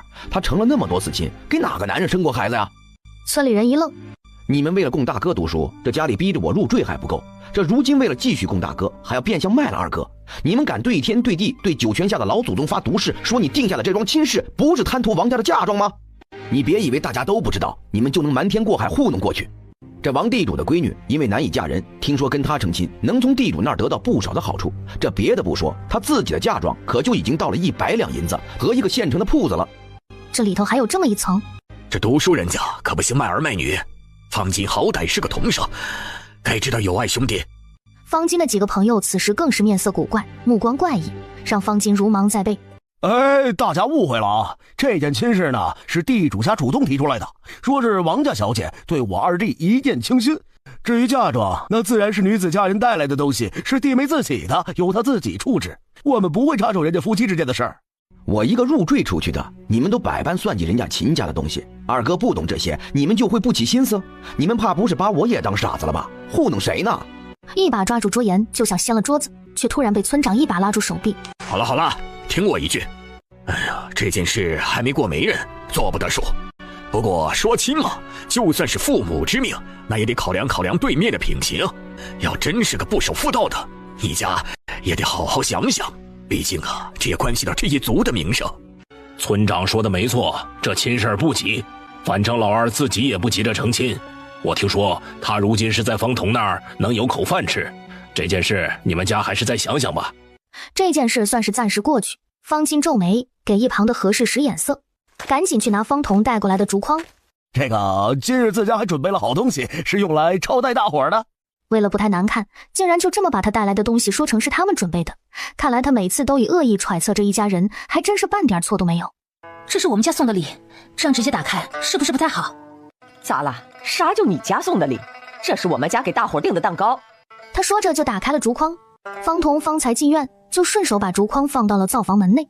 那边虽然开着门，可烧了半天火也热得不行，一直到现在都没停。方彤也不确定方家的人命好不好，能不能遇上被扰了冬眠的蛇，一直紧紧地盯着他手里的筐，就觉得手上一疼。哎呀，我被咬了！所有人都被吓得不轻，一听到有蛇还咬人，全都吓得赶紧退开。2条半米长黑漆漆的蛇爬出来也受到了惊吓，满地乱窜，毁了，全毁了。嘿，你个狼心狗肺的东西，居然在长虫进了咬人，你这是要害死我们家人呐！唐伯，您这说的是什么话呀？我送2条长虫给堂哥补补身子，我媳妇儿都说了不让你们开竹筐，这堂嫂呢非得要开。你说你们打开之前但凡问我一句送的是啥呢？一听这话好像也没错啊，这年月有啥喜事各家也拿不出什么来，能送几个鸡蛋，送点栗子那都算是重礼了。2条蛇这可是大补的东西。尤其这会儿有村里胆子大的老爷们冷静下来，探头一看，院子里的2条蛇那都是没毒的。他也听到有人说这蛇没毒了，强装镇定。哎，大家别怕啊，咱们一块上，把这2条长虫给抓了。有老爷们听了就进来帮忙。方彤站在角落绷着脸看热闹，2条蛇有些慌不择路，其中1条一转头竟然直接缠上了方金的小腿。周围人还没反应过来的时候，扑通一声晕过去了。古郎中今个来没来啊？古郎中从人群里钻出来，这会儿已经有汉子将那条蛇抓住，给摔晕死过去了。没事，应当是吓晕了。这可真是读书人，跟他们不一样喽。方彤趁乱拉着钱凤萍和方银离开了。我说你怎么藏着掖着呢，还非要自己背，你可真是你都不知道是啥。哎，咱俩都能配合得这么好，哎呦我的妈，太乐了。哎，就是他们家的那个席面太差了，我原本呢是想着趁乱搂几个菜背回来，哎呀，就今天那点东西都不如咱们回家自己炒俩菜呢。交个过去，算是彻底断了跟方家的情分了。自打方金中了童生，我自个儿都听见好多人说，合计我还能不能回去再找他们家，就好像以前似的。他们呢还真的是想多了。我如今也有家了，那种吃人不吐骨头的地方，谁爱去谁去，反正不是我家。2口子相视一笑。这说起来啊，等明年开春，家里啊再盖2间房吧。这去县里买房还远着呢，咱们呀得先把眼巴前的事整好。如今大家伙干活都挤在灶房里，这屋子呀用的也实在是紧吧。二哥也得有意见。方彤其实还在琢磨，芝芝也该自个儿睡了，那他就得被逼无奈和前娘去主屋挤一下。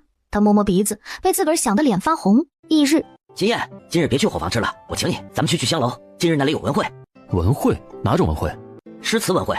诗词固然也重要，但科举占比不重，他不是很想去。去呗，今日的文会不少童生参加呢，咱们就去围观看看啊。那我妹妹怎么办？你们谁去跟她说？一想到小丫头听说他们3人要去酒楼，不能带她去，都有点打退堂鼓。秦兄，那是你妹妹，自然是你自己跟她说。啊，夫子来了，之后说。自打小丫头掰手腕赢了这2个人，也不知道在他们心里芝芝成了个什么样子。方南芝到了饭点，开开心心的去找他哥。等哥哥回来，明日中午给你加餐。哥哥不是被人请吗？把你带出去的人怎么说？果然这小姑娘不是一般的聪明。有，我们都商量好了，回来的时候给你带2个菜回来。好吧，你们去吧，我去吃饭了。两人赶紧跟秦燕一起走了。聚香楼，我们3个也来试做一手如何？赌明日加餐。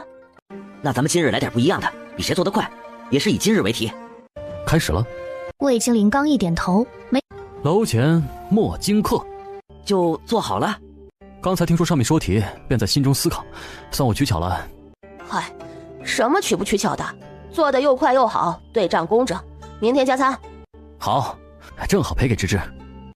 我怎么觉得这榜2做的诗比秦燕差远了？也可能正巧是不擅长诗词。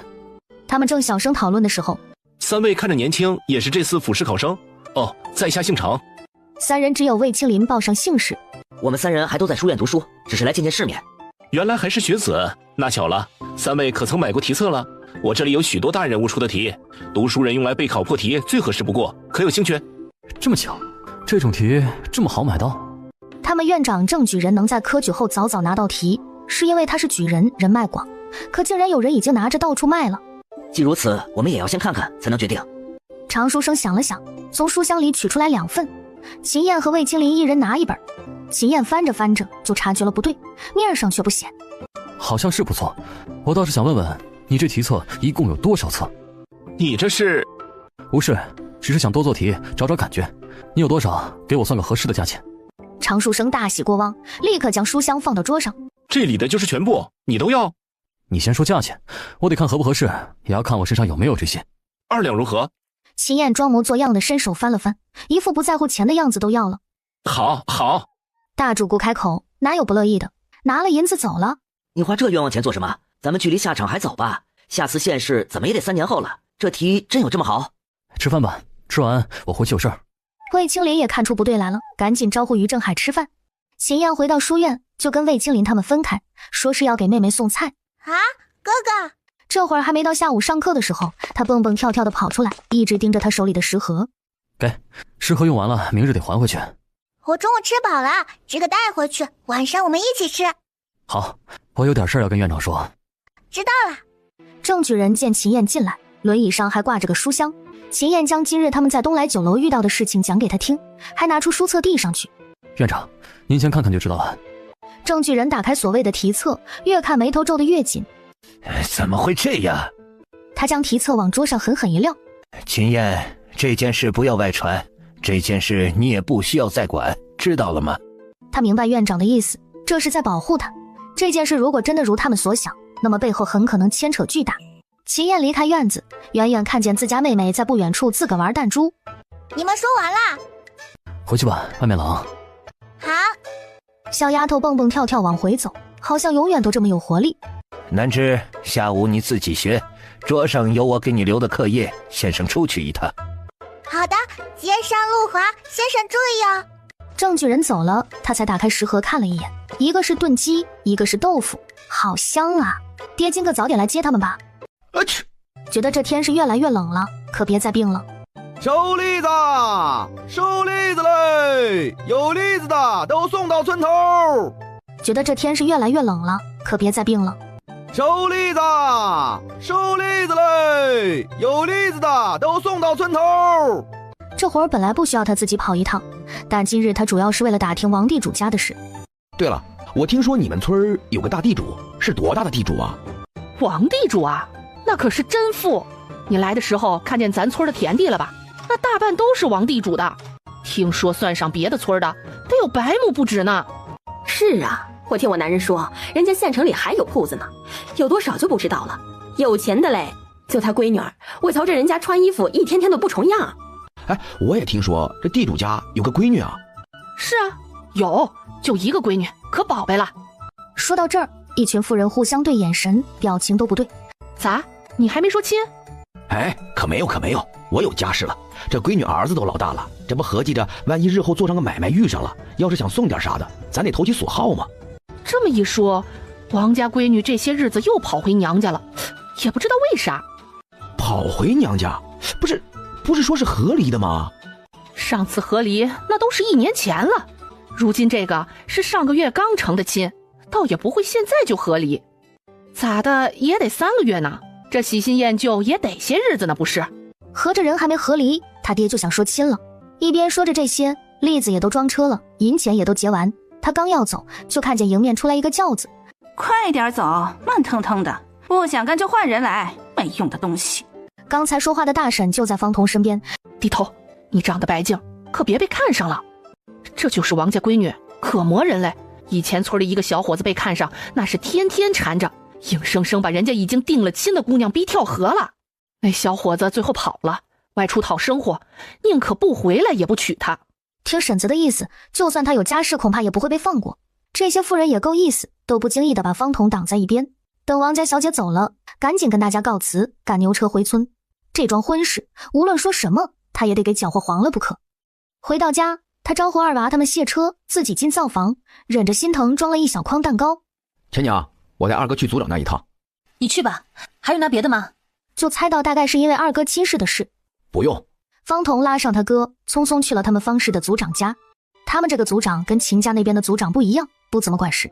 说好听了是不多管闲事，不好听了就是占着茅坑不拉屎。所以方彤虽然称不上讨厌，但对这个族长也没啥好感。但是没办法，这件事还真就得求到他头上。他如今不算是他哥的亲弟弟，但他们这些人都是方氏的族人，想插上手还真就得这么下手。哥，一会儿进去主要是我说，没让你说你就别说话，跟我站着就行。听你的。方彤这才敲门，顺利地进入方族长家。老三来了，进来坐，我给你们倒水去。婶子，不急，这是早上新出炉的蛋糕，您拿去，晚点啊，跟族长尝尝。哎呦，你瞧你，来走动就得了，还带什么东西？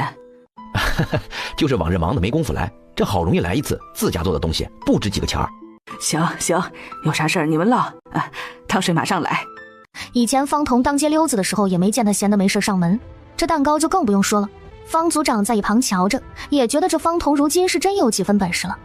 方彤又回头跟族长寒暄，方银傻站在一边啥也不懂，一直盯着他弟瞧。族长，不瞒您说，我今天带我哥过来，想来您也知道是为了什么事儿。要不是因为实在是太荒唐了，我也不想为这点自家的鸡毛蒜皮的事来烦你。方族长心说这倒是，他也从来不乐意管这些事，只是今日方彤特意上门，还恭敬有加，他觉得听听也无妨，反正最后到底能不能干还是得他说的算。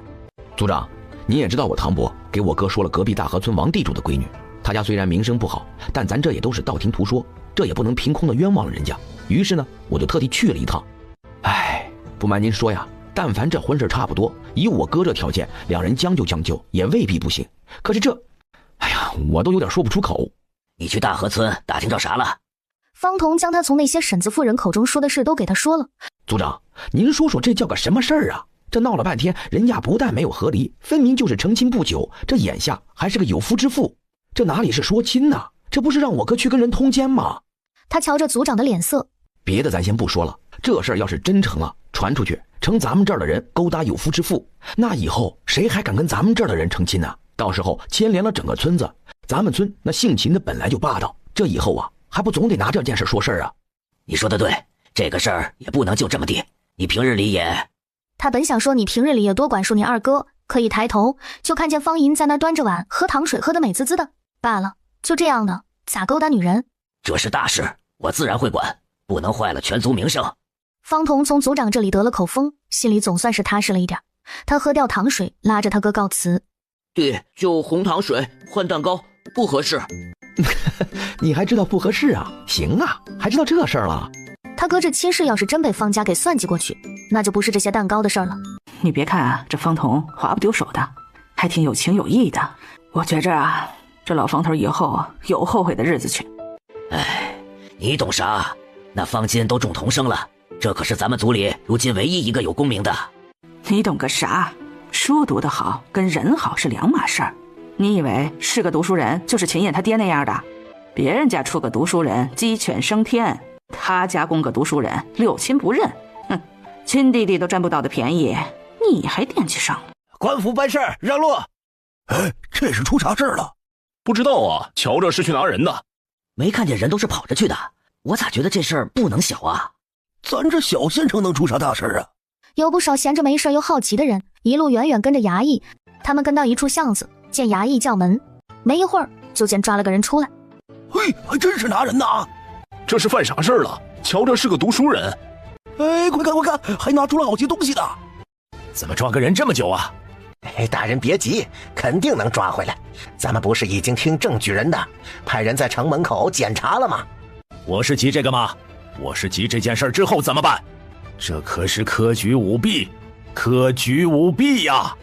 娘的，到底是哪些龟孙在他县里搞这个啊？听到脚步声，他猛地带头，果然是衙役们带着人回来了。他招呼人，直接在后堂审案。不过半个时辰，这个姓常的就把他知道的都交代了。他和师爷对视一眼，知道这件事被郑举人料中，必然不能善了了。大人，这是我们从他家里搜出来的，这是今年府试题。是，这题卖得贵，我们出手也谨慎，不敢轻易卖给不知道根底的人。好钱卖的100两一份。县令眼前一黑，让人赶紧把姓常的带下去。立刻把这件事写明白，上报给府城，写2份。另一头，他将衙门里的人都派出去，全城查人。对，还有这一批从咱们这出的童生，从上到下全都查一遍，只要有人，不管是跟这些人还是卷子有关系，通通给我查明白，漏一个，咱们谁都担不起。另一头，郑举人回书院后，这2日你们就在家休息，尽量不要来县城。放心吧，院长，我懂。看来他们都没想错，而且这件事马上就要闹大了。正好，哥哥，我之前说要找石少爷玩弹珠，一直都没玩上呢，这下好了。这是你在家的课业，都得做完。啊！方南之一下又不那么开心了，在书院门口等到方彤来接。2日啊，那就在家歇歇呗。方彤心中疑惑，但也没多问。他把那日方家席面上方老爷子臭不要脸定亲的事情给他们说了。我就一直琢磨着，怎么能让二哥也离开方家。这以前呢，方家也不在乎二哥，我也没想到会整成这样。可是现在看来，必须得把他弄出来，不然呢，这卖了二哥是早晚的事儿。这次王地主家的，咱们给他挡了，这赶明儿遇到有别的有银子的，那还不是一样啊？听着也觉得这方家人做事真是疯癫。方叔，你过继过来，方老爷子恐怕已经后悔了，之后更难放二伯出来。就算二伯自己想跟咱们住在一块儿，在外人眼里也不会在意他是怎么想的。要不给大伯套麻袋吧，肯定是他的坏主意，最可恶了。套麻袋可太容易了，可惜啊，解决不了问题啊。秦燕靠着车厢，思绪已经飘远。方金要接着读书，又算计人，无非还是因为缺钱。方叔，那个王地主家的姑娘真的是个痴女？那可不是。他讲了王家姑娘的事情，还把今日去大河村听来的说了，换成男人就是人中色鬼呀。方叔，你是真想要个主意？你有是不是？快说快说，我这回是真的没辙了。我今天呢还去见了我们族长，可族长也不可能是只为了你二伯着想，我这心里呀还是有些放不下呀。既然是痴女，又喜欢好看的，二伯虽然高大，但论长相可不如方叔你，也不如唐伯呀。对呀，太对了，我堂兄可是清俊的很呢。爹，痴女是啥？就是喜欢男人，特别喜欢好看的男人，喜欢到不行不行的那种。可我也喜欢长得好看的人，我也是吗？啊呸呸呸，可不行乱说呀！人都喜欢看好看的，但人呀也就是看看就得了。但爹说的那样是纠缠的才算。秦燕听着他方叔努力给小丫头解释，摇头失笑。翌日刚吃完早饭，方南之就跟方银一起往周家去了。为什么一个人不敢去？扎针很疼吗？不疼，长。原来不是疼，只是觉得针很长，看着害怕吗？不怕不怕，等我们回去一起让爹给你买猪蹄吃。猪蹄。到周宅门口，开门的人见是方南之，将他带进院子。我们要去后院吗？是，老爷把看诊的屋子安排在后院，姑娘从这个门进去就行了。啊，好。周爷爷，开着窗不冷吗？我这儿穿的盖的都感觉不到啥冷。来吧，我准备开始施针，你在这随便玩。去吧，我在这里等你哦。等门关上，他站在原地转个圈儿。要帮忙吗？你认得草药？我知道有草药的书，但是书院藏书阁的，没仔细看。不过你可以告诉我呀，我会很快记住的。他看了一圈，发现也不是所有的都不认识。这个不是铜钱草吗？这个我认得，村里有很多的。不过这不是野草吗？石君言手上动作不停。也叫积雪草，是一味药材，利水渗湿，可以用药于湿热、清热解毒的方子也可。原来是药啊，那是不是能卖钱啊？石君言点头。方南之一下子就高兴了，小心翼翼地将手里的积雪草放回去，转过头又去看有没有其他他认识的药材。石君眼停下手，不动声色地将那根方南枝拿过的积雪草换了个方向，跟其他草一致。周老在窗后刚好看到这一幕，这孩子太追求整洁，一板一眼也是个病症。这个草怎么是白色的啊？这个难道是干姜吗？石君眼都会看一眼他指着的草药，然后回答，半点也没有不耐心的样子。上边的是什么啊？这个呢，就是天麻。这些药材的味道都好好闻啊，有山上的味道，还有泥土的味道，为什么变成药汤就这么苦啊？很多草也一样，闻起来是草木清香，可入口就是苦涩。建议宿主收录这些5种的药草活性植株。对啊，可以收录，健康值可以让哥哥的腿尽快好起来。可是这里大部分草药我都不认识，至少没在山上见过啊。这时候刚好周老收针了，他赶紧走过去。周爷爷，这些药材都是在哪里采的？附近山上有吗？要采药你得先认药，比如刚刚你们2个聊的，你得先记下来。刚才那些就够了吗？我已经记住了。周老一愣，那这个是什么？周爷爷手中10车钱子，利水通灵，明目清肺，化痰滑石。他自己从手边距离他最近的开始指。当归生血补心，扶虚损益；酸枣仁宁心安神，多眠用生，不眠用炒。在左边是山茱萸，补益肝肾。周老听着听着，眼神愈发惊异。小丫头可学过医术？没有呀，先生没教过我。周老在原地走了2步，抬头对石君眼道：去我前院书房，帮我把本草拿来。没一会儿就取来了。来，你看看这2页，能记住多少记住多少，一会儿说给我听。2页就行吗？周老眨眨眼，石君眼也微微挑眉。我去书院，当初先生考我的时候，拿了好多页的文章呢。看字的眼神却一点没停。那我背喽。等等，你看中的2页中，肺痨怎么说？肺痨用硼砂。依然一字不差。周老别提有多欣喜了。他这一辈子也就一身医术还有些价值，只是他大儿子不学医进了御史台，二儿子天赋平平，众人都说他进了太医院已经是万里挑一，可他清楚那也不过就是个官位，他的医术已经能看到头了。长孙也是对岐黄之术不感兴趣，读书倒是认真，打算参加科举走仕途。本以为他这一身医术应当是无人传承了，没想到如今遇到个好苗子。当然适不适合学医不是光有好记性就行的，但这丫头可也不只有这些。周老唯一迟疑的是收个女弟子，这他倒无所谓弟子是男是女，反倒是担心若是这小丫头真的跟他学了，这条路对女子来说太过难走。还是得考虑考虑。小丫头，你既然想采草药，这样吧，这2日你都来我这儿认草药。谢谢周爷爷，我一定早早来，一定要多多教我啊。他都跟爹说好了，开春要上山采很多，到时候都给系统，就能给哥哥攒很多健康值。之后方南枝果然连着来了2日，而周老教他的所有草药他都记住了。周老的想法更为动摇了。饭桌上他吃了一口新菜式，这倒像是小姑娘爱吃的。他看向下人，这个菜让后厨下午再做一份，等南枝过来给他装走。你想收徒？周老愣了一下，石君也没说什么，继续吃饭。什么？爷爷想收那小姑娘为徒？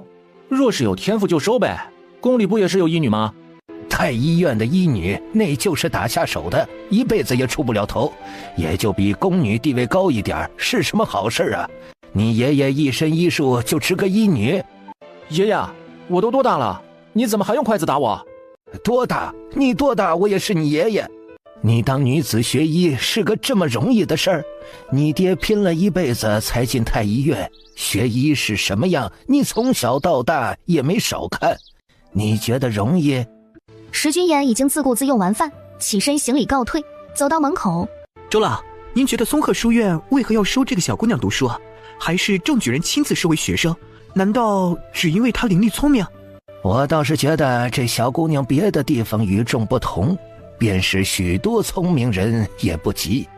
哪里不同？自家孙子和人家在心智上差的可不是一星半点。用晚饭后，周老准备一番，便出门去了方南之家。女子又何妨？女子便定然没有学医之志吗？便没有明知前路艰险，也想悬壶济世之心吗？呀，周老爷子，您怎么来了？他赶紧把人让进来。这2日啊，侄子到您府上，属实是打扰了。哦，对，您是不是来找他的？以后啊，叫人来喊一声就行。是也不是，这次我是特意来拜访，有事相商。周爷爷，方南之正在背书，听见动静，自己就跑出来了，身后跟着秦燕出来给周老见礼。周爷爷，快带我去你家吧，又是科研又是背书，我都学了半日啦。外头冷，请进，咱们有事啊，屋里说。周老跟着他也大概看了看这个院子，院子很干净，前院几乎没堆什么东西。他们刚坐下，钱凤萍就端着东西过来了。啊，听见周老来了，咱家没有喝茶水的习惯，也没有什么好招待的。这竹筒里是热牛奶。你也坐一会儿吧，正好歇一歇，都忙活了一上午了。不用了，你们说吧，我累了，在灶房坐一会儿就歇了。他有点不好意思，赶紧走了。周老，您说有事要商量，这不知道是什么事啊？周老将他的想法说了，也明说了他的担忧。就是这样，所以我觉得还是由你们自己决定更好。方南之跟他爹对视一眼，刚巧都想到了当初在周府门口看见的一车车珠宝拉过来的样子，两人都不自觉地咽了下口水。说到底呢，都是芝芝的事情，得他自己做主。我的意思呢，只能当个建议。虽说他和哥哥都有系统，可爹也说过，凡事不能都指着旁人，他会了才是他自己的。我很喜欢认药草，只是这件事我得先跟先生商量。先生收我做弟子，肯定是希望我能专心读书。要是我学医的话，都说一日为师，终身为父。如果先生说不行，这么说来，他这相当于是抢人爱徒啊。没事儿，既然这样，明日啊，芝芝就要去书院了，正好提一提这件事情。周老，您尝尝这糖炒栗子，刚出锅的。周爷爷，我家的蛋糕可好吃了。一提起喜欢的东西，小姑娘的嘴就说个没完。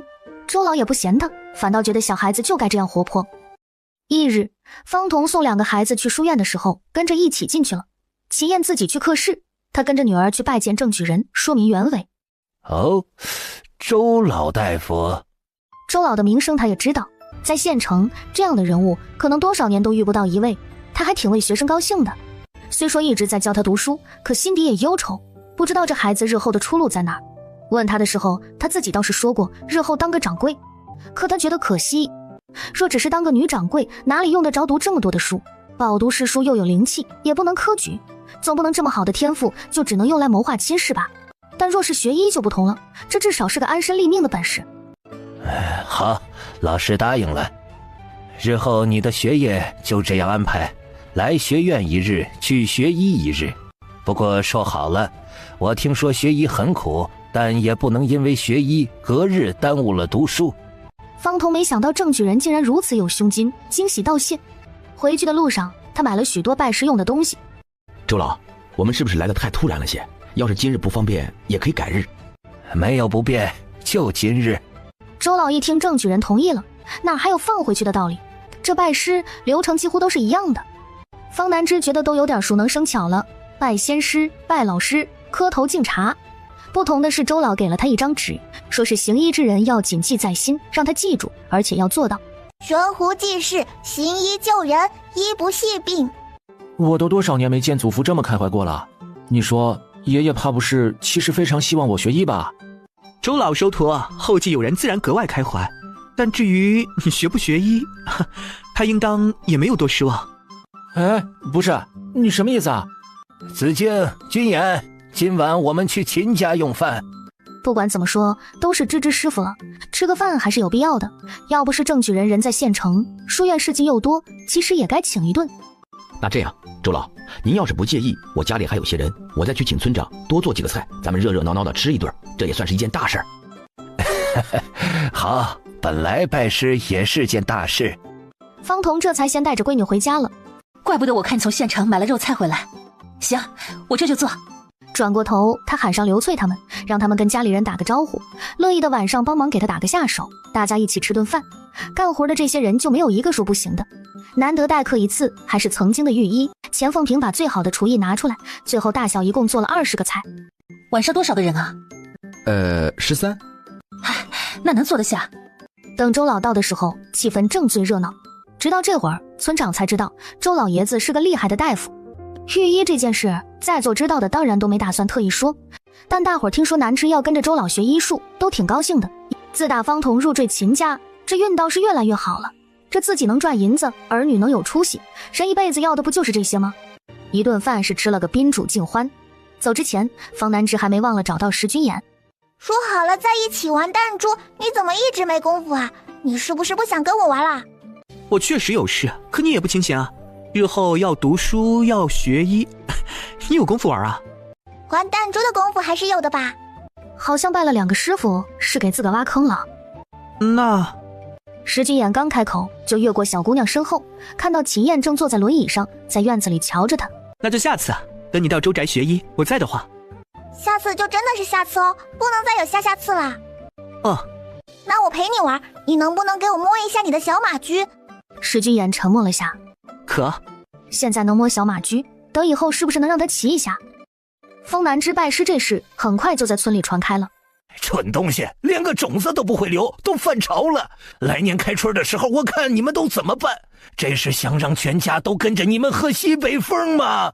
还有那个什么自热饭，服侍之后就没人买了，白白浪费了那好些，收了那老些白灰堆着，有什么用啊？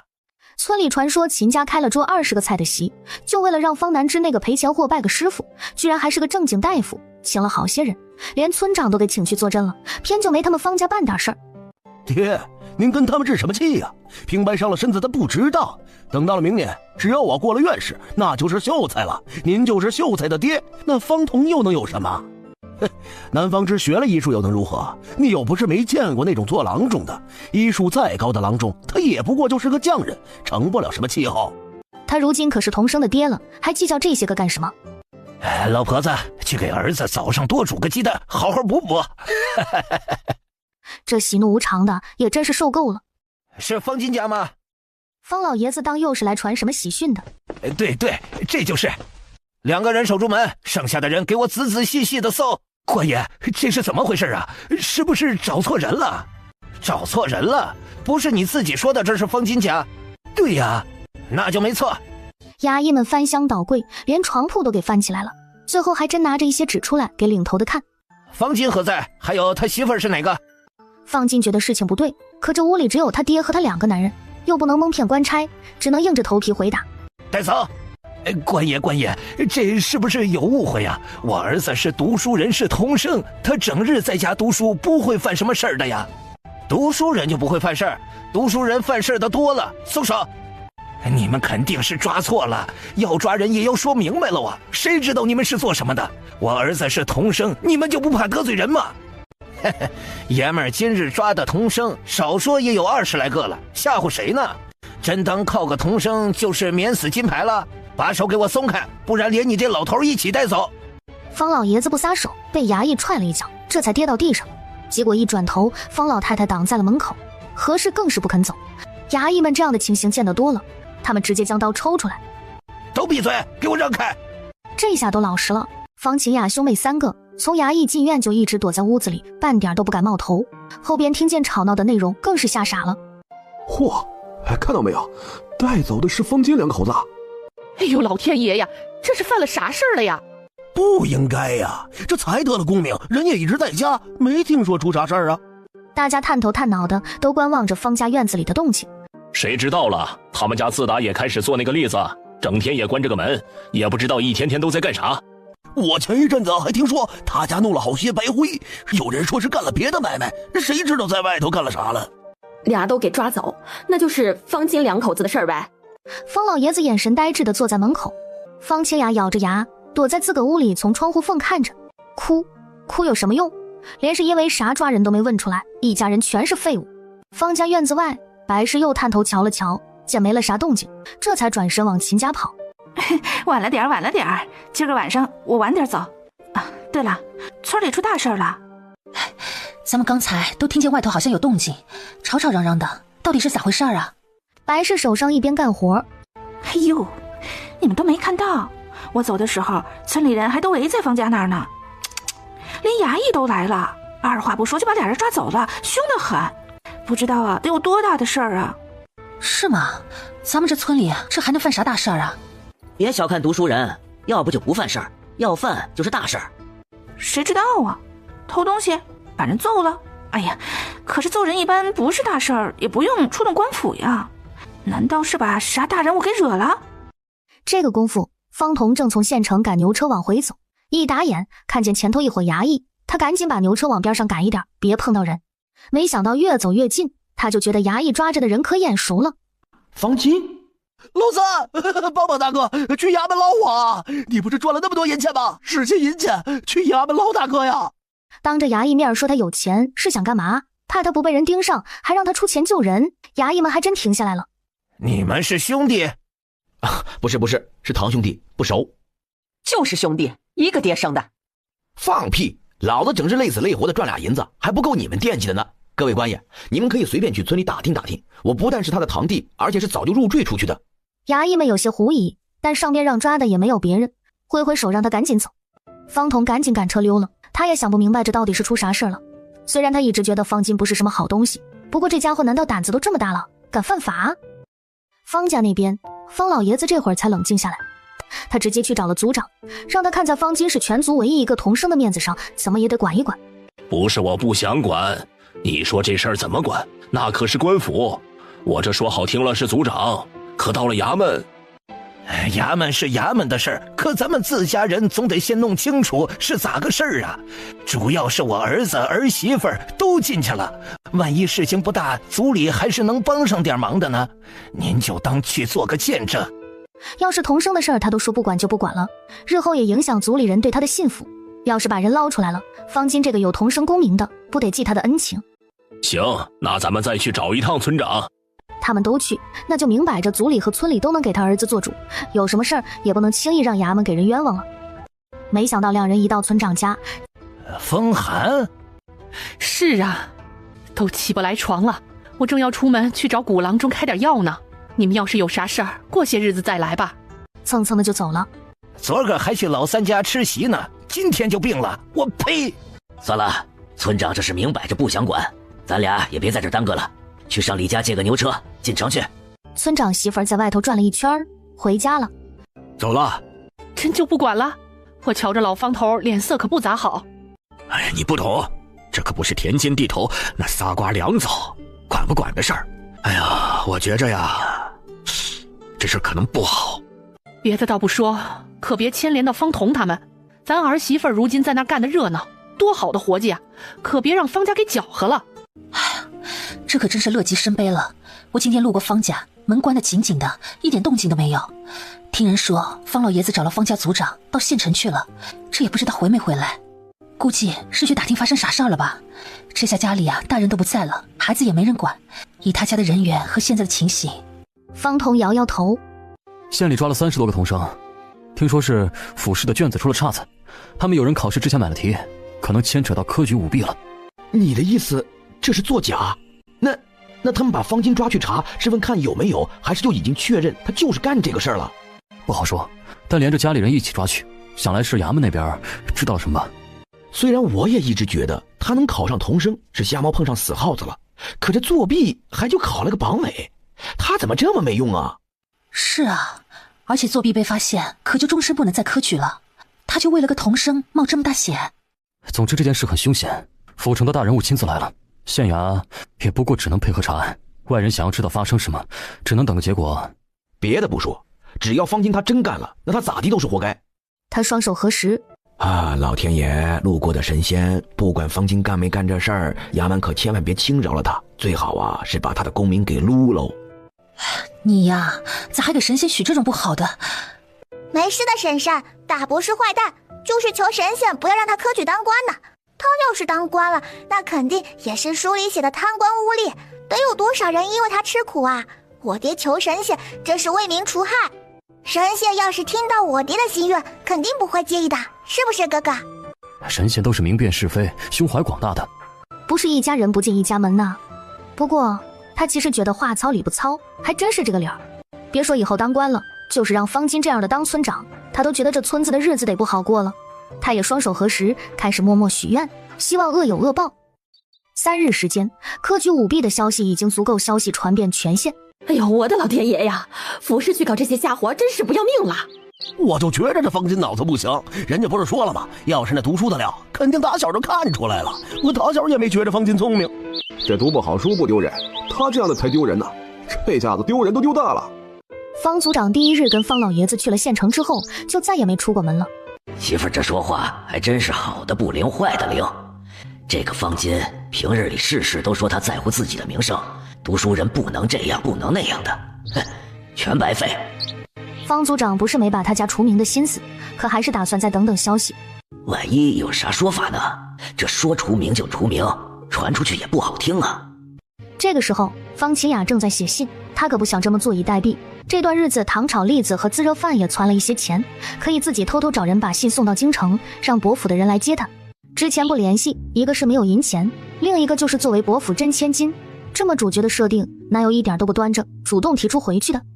这一日，衙门查案也查得差不多了，这次是府城来的大官亲自查，县衙上下所有人的皮都绷紧了，没有一个敢懈怠的。衙门贴出告示，科举舞弊的案子会公开定罪，警醒世人，尤其是读书人。你说你跟孩子们看去呗，这家里一下子少俩干活的，做蛋糕太慢了。再说那热闹有啥好看的，你们回来讲给我听就是了。这不是怕你总是在家干活觉得没意思吗？也得时不时出去走走。牛车一路到衙门附近，他们来的已经够早了，但这里依然已经等了不少今日特意来围观的百姓们。哎，时辰快到了吧？快到了，快到了！哎呦，这么多人呢！人家说科举舞弊可是大案子，咱们这抓完了人还得上报，这不过就是抓些读书人，朝廷还得抓当官泄密的，不知道啊，这得牵连多少人呢？啊，开始了，开始了！这个时候，松鹤书院的人也到了。儿子，来，一起来。哥，是我带了好多呢，竹筒里还有牛奶。同知大人到，县令大人到。同知大人，这同知是个什么官啊？比府尹大人低一级，算是副手。衙门内开堂了，门口也安静下来。主案，案上放的那个就是书里写的金堂木吧？签筒，签子真的都是1尺长吗？签筒真的能刚好装1升吗？衙门的人拿着卷宗，先将是什么案子给大家说清楚。因为发现有科举舞弊之嫌，衙门派人抓了倒卖卷子的人，顺藤摸瓜，牵连出更多同伙，还有那些买卷子的考生云云。还真是科举舞弊啊！这下事儿可大了啊！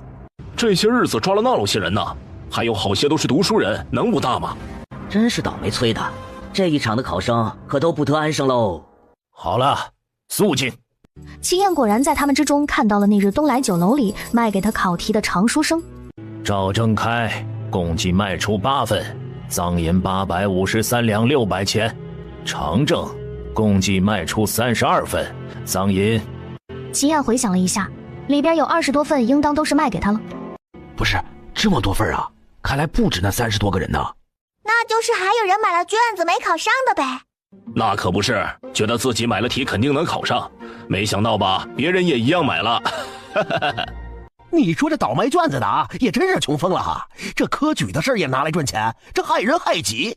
这要是没发现呢，让这些人以后中了秀才中了举，那还得害多少人呢？可不是，那人家那些真正寒窗苦读的，因为这些人没考上，多冤呢！大伙越议论越群情激愤，衙门赶紧让众人肃静。接下来是在此次府试科举舞弊中买考题的考生，念到名字的将永久取消科举资格，不准入试。哎，听着听着听着，结果一个名字一个名字念过去，居然没有方金。看来跟神仙许愿也不管用啊，还真叫他给逃过一劫。秦燕没做声，他觉得事情不会这么简单。再有，因此次府试科举舞弊一事，县市府试成绩一并作废，延至明年3月重考。来年能重考了。大人英明啊，多谢大人能给我们一个机会。来年能再考了，也不必再等3年。预祝各位同桌高中。有些真正家贫、读书艰难的学子，甚至蹲到一边，忍不住抹起泪来。这么说，方金的功名就是没有了，来年要重考。嗨，看来人平时啊，还是不能做太多的坏事儿。不过他还是有些好奇，他到底是作弊没有？没有为啥给何师爷一起抓起来？有的话又为啥最后说没作弊呢？方金一身邋遢地走出大牢，看到日头的时候，方金泪流满面，也不知道是高兴终于被放了出来，还是哭他该有的都没了。他好不容易考上的童生呢，都没了，就因为那份押题一点都不准的卷子。何氏跟在方金身后也是蓬头垢面，他哪知道不过就买点卷子，竟然会惹出这么大麻烦。听说舞弊的人这辈子都不能再考科举的时候，他觉得天都塌了。他自小被家里供着读书，衣来伸手饭来张口，一点脏活累活都没干过。家里农忙的时候，他公爹都舍不得让大儿子下地。这人脾气又差，要是还不能读书，他都不如一开始就跟个庄稼汉。只是何氏也没想到，当初卖给他卷子的人也是个看人下菜碟的。他手里有好几份卷子，只有出得起银子的人，他才会给混题卷子。在网上有人引荐，能出100两的才能卖真题。像何氏这种没钱还讨价还价，那就是随手拿了份没用的。加上方金被审问的时候咬死了他不知情，卖他们卷子的人也实话实说，那日确实不是方金本人买的。何氏又不识字，卖卷子的也不知道自己当初忽悠每个人是怎么说的了。衙门审了几次都没啥真凭实据，两个人因为穷和抠门才算是逃过一劫。今天念到名字那些，自己是完了，保不齐还得影响家里人。这要是儿子也是读书的，那得多丢人呢！没听县令大人说吗？这过几日啊，还要游街示众呢。这下呀，可真是全家人都跟着丢人了。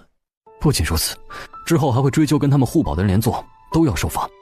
是啊，我记得科举互保是一共5个人吧，还是10个来着？爹那时候是10个，如今是5个。我的个老天爷爷！这还真是害人害己了，这不是疯了吗？这要怎么罚呀？是罚银子还是坐牢啊？这个就要看衙门是如何量刑了。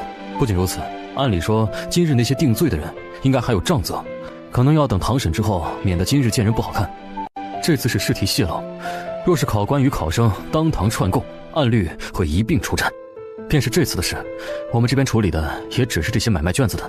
泄题是府城那边，恐怕还要有人为此被贬官、罢官，甚至掉脑袋。方彤没想到科举舞弊有这么多说法，算是长见识了。既然今年成绩作废，明年要重新再现试，那我打算下场试试。啥？真要下场？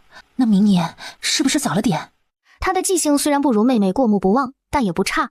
他在书院这些日子，其实私下里进度都要快一些，夫子应该早就看出来了，因此他的课业才会慢慢加大了不少。如今甚至经常会加一些额外的课业，从前也就罢了，如今既然有系统在，腿慢慢恢复，可以参加科举，他还是想去考，早点为家里人撑起一片天。哥哥去考，你肯定能考上。娘知道你觉得能站起来就想要去试试，可千万别有什么负担，就当来年下场见见世面，别把自己绷得太紧了。放心吧娘，我心中有数，明日去书院，我会先跟夫子谈谈，听听他的想法。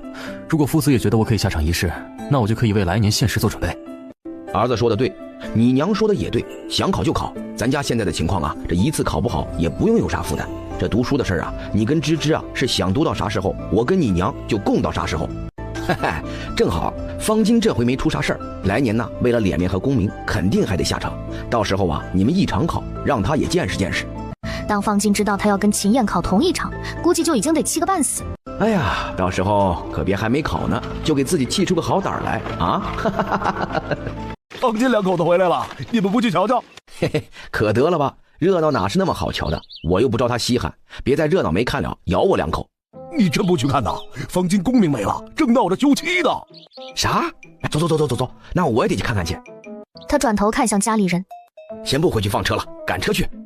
哎，那正好，带我一块儿过去。方彤直接赶着牛车往方家去。何氏，我要是你啊，我就痛痛快快的把这手印给摁了啊，咱们好聚好散。儿啊，有啥话咱进屋去说，这么多人瞧着，实在是丢人呢。哼，事到如今，我还怕丢什么人呢？我最丢人的就是娶了你这么个会惹祸的女人，闹出这么大的事儿。我要是还忍气吞声不休了她，那才是丢人的。我这么多年好不容易考上个童生，都被他给毁了。要是来年我考不上怎么办？你们想过没有？孩子他爹，我嫁到你们方家这么多年，给你生了3个孩子，没有功劳也有苦劳啊。就算看在孩子们的份上，你也不能休我呀。儿子们的亲娘要是被休了，以后出去可怎么见人呢？你还知道儿子有你这样的娘，那以后才是真毁了。